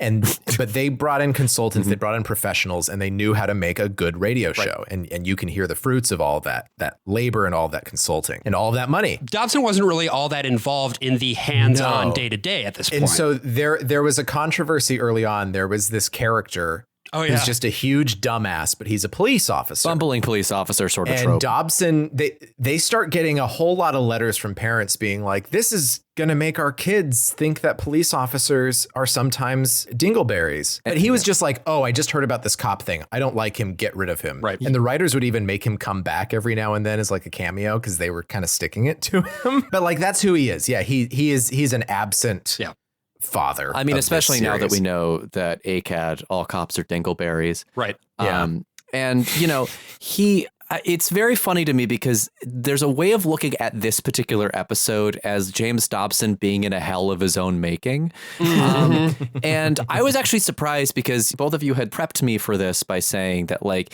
it's going to be a lot of just sucking this guy off. But it does introduce him with him listing his accomplishments and kind of being like, who the fuck are you? Let me grab that. Well, I do lots of things. I do a radio program. I'm a psychologist. I've written a few books. No kidding. Anything I've heard of? Like, okay, what are some of the titles? Well, one of them's called Love Must Be Tough.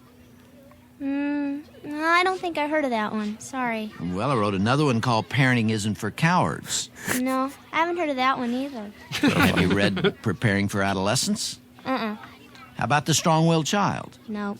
Dare to Discipline? Afraid not. There's a great movie called Hell's a Poppin'. Sequel to Mary Poppins. If you've never seen it, I recommend it. It's an absolutely wild movie made by a comedy duo named Olsen and Johnson. For a time, Hell's a Poppin' was the longest running show on Broadway, but they're not the Marx Brothers. They're not the big names in comedy from the 1930s and 40s. And there's a joke in Hell's a Poppin' when they made it into a movie where a lady gets their autograph and then she asks them afterwards who they are. And he says, well, we're Olsen and Johnson. And she just goes, Olsen and Johnson, and she storms off. They're just doing the Hell's a Poppin' bit here with James Dobson because Connie is supposed to be 16, not a parent. But they also get to use it to name every single book this man has published, just in case you've missed one so far. And then I missed Parenting Isn't for Cowards. I mean, it's not. That's canon. So at this point, then Melanie, who we remember from earlier, the ebullient and somewhat gullible child, arrives and wants to talk to Whit. But she actually does know Dr. Dobson because also all of these books exist in the Odyssey universe. So because every time Dale Jacobs beat her with a wooden spoon, he said, Dr. Dobson told me to do this. Okay. So if we can just briefly stop for a moment to acknowledge that this James Dobson is not the James Dobson that exists in the Odyssey universe, and that there are, in fact, two James Dobsons, one who has written these books that are famous in Odyssey, and then this interloper from another fucking dimension, which breaks the show entirely in half. Stephen King tried this with the Dark Tower series, and it got equally confusing. Yes.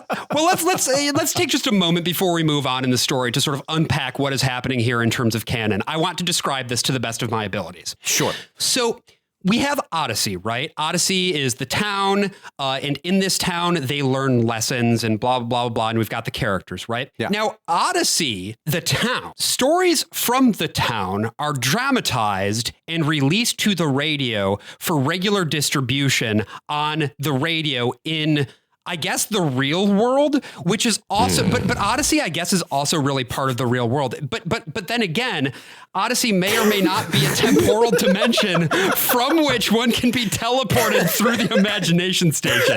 Additionally, let me finish here. Yeah. Additionally, they are now recording a series of videos which are being produced again in, I guess, the real world. Yes. Yes, John Avery Whitaker is producing a series of animated videos that will be released in the real world. That are being voiced by him and others that are in the Odyssey world.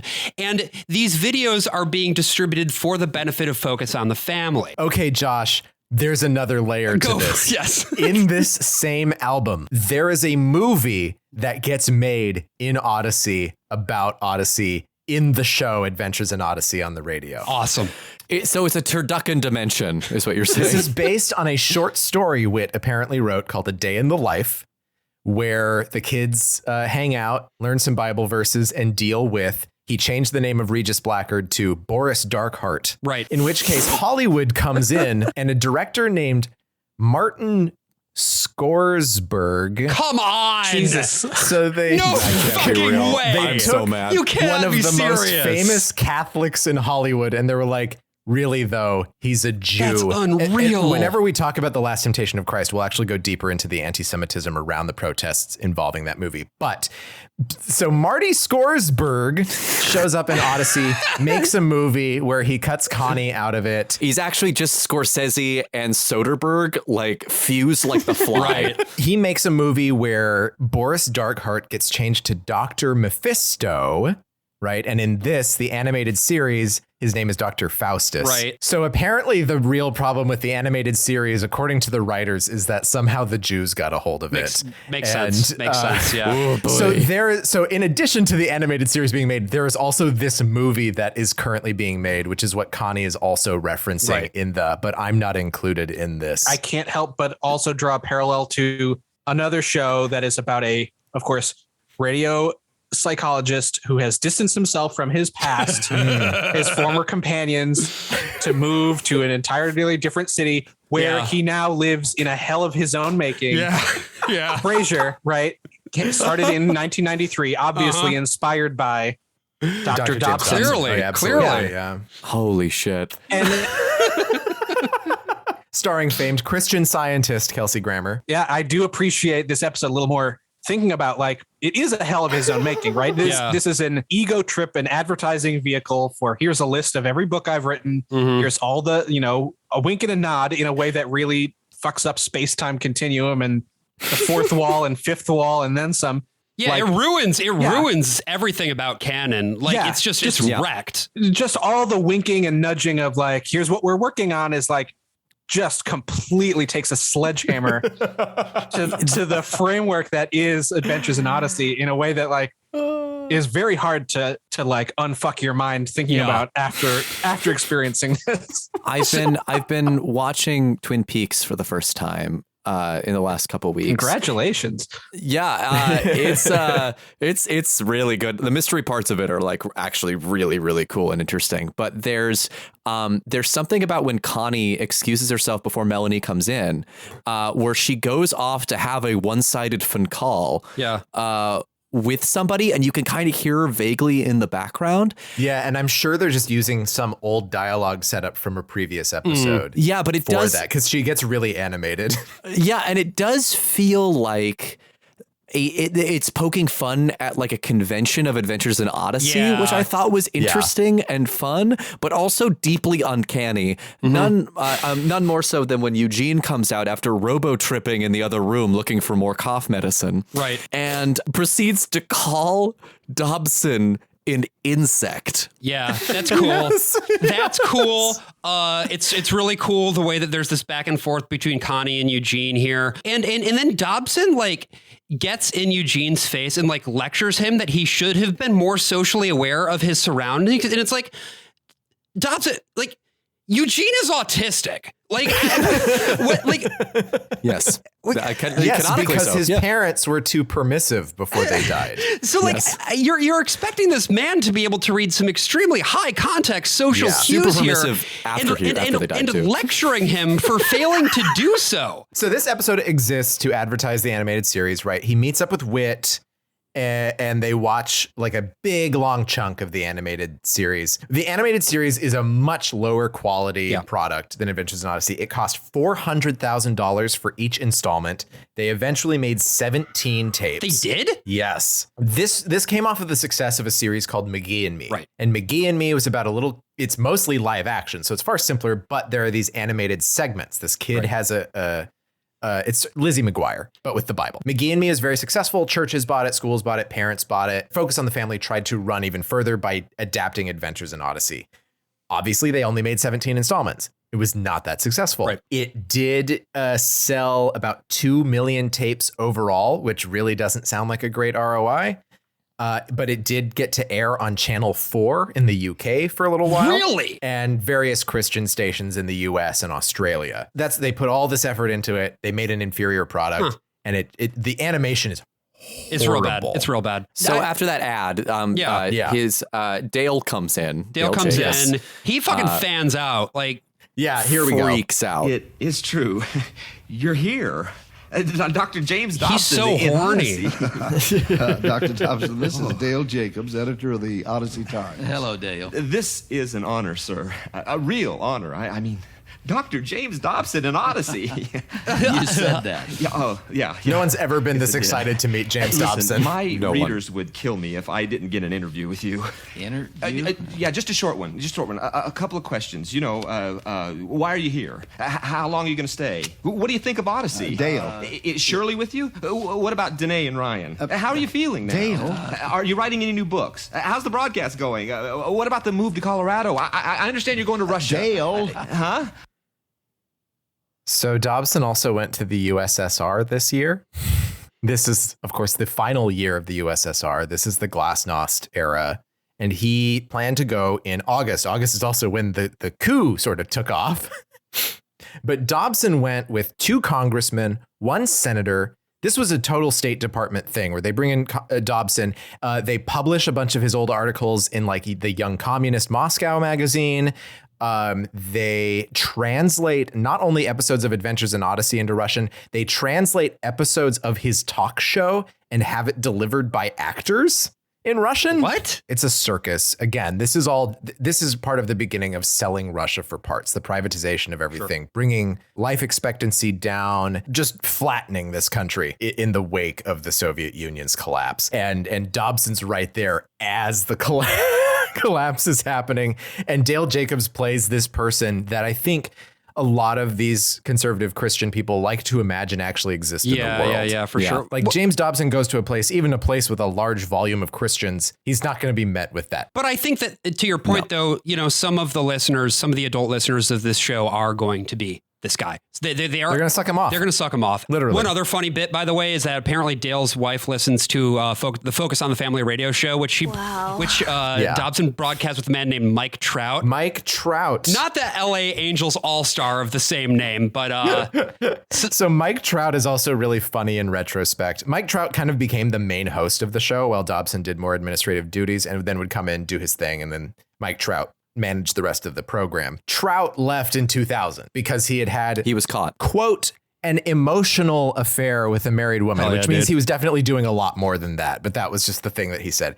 And in 2000, to be fair, she did dangle a lure like right in front of his face and kind of just left it there for a little bit. And, you put a little worm on the end. He can't resist. So we get the clip. We get to hear Tony J, Claude Frollo from Disney's Hunchback of Notre Dame. That was where probably most of their money went from that first episode. Mm-hmm. Odyssey is going into syndication now. It's going to air every single day of the week. They're going to, run their reruns. Yeah. This whole thing, it's just an ad for all of the various things. Although not before Dr. Dobson like turns things back around and like fucking lectures Dale about how he doesn't care enough about his own daughter. Yep. And then he goes over to Melanie, who is having some trouble with a friend who's moving away. And then James Dobson saves the day because he is the man that Whit always aspires to be. Right. He is the god figure in this town. Yeah. And then also we get to suck him off. Right? And then also like somebody points out that Whit sounds a lot like Dr. Dobson. Mm-hmm. And then everybody in the room just kind of nervously laughs. And it's terrifying. Not good. Not good. Anyway, after that moment of communication between father and daughter, Whit really wants Dobson to leave. Like he is fucking it is time for you to go, dude. And Dobson is in no hurry to leave, but Whit just really needs him out. Yeah, so get in the fucking machine. He shoves him in the imagination station, Shinji. And he sends him to hell. Yeah. That's where he goes. Dobson goes to hell. He teleports him off to hell. I would just like to point out that while he's being shoved into the imagination station, he says, "No, I have a wife and kids." And he says, "and a weak heart." But the way he says it makes it sound like, "and a weak heart." As if he were a Scotsman with a much too small cart. Groundskeeper Dobson. Chris comes on and says, "That was great." Yeah. As if she's being held at gunpoint. And I was like, was it? The way it's written, and as we discuss it, like it feels more and more like the writers were like, we got to get this shit over with, right? This is a Dobson cameo, and we have to hit these talking points. Like the clip that they choose for this is what they're going to turn into a cartoon sucks. Oh, it sucks ass. Like it's so just bad. Super boring, like super corny in a way that's like, it doesn't feel like they want us to watch this cartoon. It doesn't make Dobson look like that great of a guy. I mean, yeah, sure, he talks somebody through feeling bad that their friend is moving away, but like other than that, like doesn't seem to know where aloof. He is. He seems like a real asshole. Yeah, he doesn't know how he got there. It like the subtext is palpable of like, this guy does not really give a shit about this town, right? He has shown up against his will and is not even He doesn't even know where he is. And he doesn't really care very much. Like if you were freaking about it, like imagine you create something, right? And then you were able to talk to those creations and your response is, who are you? Like it just doesn't. Nate, imagine yourself. You find yourself hanging out with the concerned parents of the wolf man. Right. Saying, "No, I don't care about you. I don't care that your son might." Would that be your reaction to such a situation? I mean, what would happen if you met? I would be thrilled, right? Even the like, even the throwaway bits that I've forgotten, right? Like every once in a while, I'll like be like, oh yeah, I made Whose Thing Is It Anyway? Where it's the cast of Whose Line, except the Thing from the film The Thing is also on set. and also none of them are familiar with what improv comedy is. Like this is like. Wait, Nate, can we do one of our classic improv bits real quick? Of course, yes. Okay, cool. Oh boy. Do you need a location or anything? No. No, go ahead and give Josh a location. No. Okay, yeah, you can give me a location. Great. You're in a gymnasium. Oh, well, here we are at the gymnasium. What do you mean? Well, I'm the one who's asking. No, that's my line. What are you talking about? Oh, sorry. Yeah, one more time. Well, here we are at the gymnasium. What do you mean? What do you... Wait, what? Actually, I forgot. What's the next line? What's the next line in our famous bit? I don't know how much of this is no matter, right now. I don't know anything anymore. No matter what you say, I'm just going to say I'm the one who's asking. Right. No. Wait, let's do it one more time. Okay. Oh God. Okay. Here we are at the gymnasium. Here we are at the gymnasium. What do you mean? I don't know. Who are you? I'm the one who's asking. And scene. I feel like I had a stroke. I'm having health problems. I am not a theater person by profession, but I did take a principles of acting class in high school rather than an actual like English course. And I got partnered with this guy who was a theater kid, right? He is in every summer musical, that sort of thing. Yeah. And worst place to be. We had, I think it was a scene from The Good Doctor, which I don't know anything about because I didn't bother learning the lines. So he comes up and he delivers whatever his first line is. And I just said, what do you mean? and let him flounder up there. That's so mean. Man, this is the greatest thing I've ever heard. This is, that is my approach to improv. Is just let the improv partner do all the work. The thing about this episode is that it's really fun to laugh at, but you can't really lose sight of what an odious motherfucker this guy is. He's evil. He's a genuinely evil man. And I think this quote really kind of sums that up. Still alive. He left Focus on the Family because he bankrupted it and got forced out, basically. But he has his own ministry to this day that makes all sorts of untaxed money, living high on the hog. His new org is even more extreme than Focus on the Family somehow. Well, we've had some good times, talking about Adventures in Odyssey. Nate, is there anything that you wanted to talk about or plug or anything before we wrap up? I don't have any major plugs. I'm Vrunt, VRUNT, on basically everywhere on the internet. I'm not making anything, selling anything. But I am also on Venmo. If you need to send me some cash, you got some extra. It is truly one of the most brilliant Twitter accounts on the website. And thank you Twitter so much. won't show me them anymore, so I have to go to your account to see what you're up to. I think days. Despite the fact that they gave me a blue check mark, I don't think they like my account anymore. I got my blue check mark because I tricked NPR into thinking that "Is Ted Cruz the Zodiac Killer?" was a trending topic during one of the town hall debates.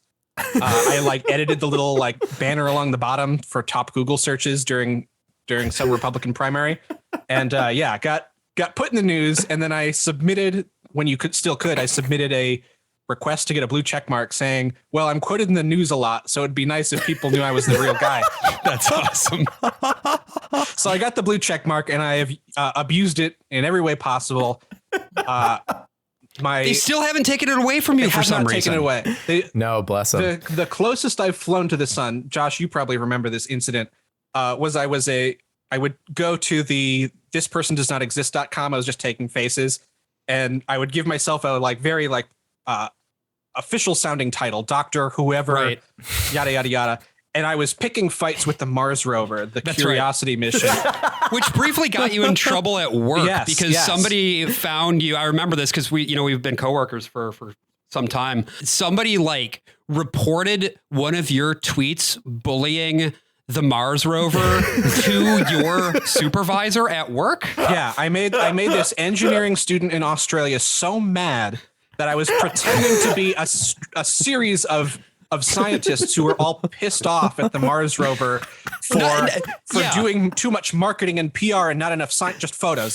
Not just conceptually pissed, personally aggrieved at the Mars rover as if it were a guy. So offended that I would be bullying either NASA or the robot or both. You were right, though. That rover should have been doing science because it could have prevented COVID-19. Exactly. There was the stretch, right, where it landed on Mars. And all of this stuff was here's a cool video of the engineering feats that it took to land this thing. This is a 3D rendition of how the rocket took off. And I was like, just give us the photos of Mars. We don't want this shit.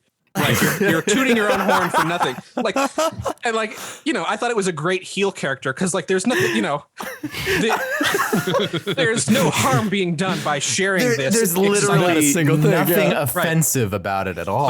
This college kid in Australia got so upset that he found me on LinkedIn, tracked down the company's hello at email inbox, and was like, "Are you aware that this person is impersonating a scientist and is bullying?"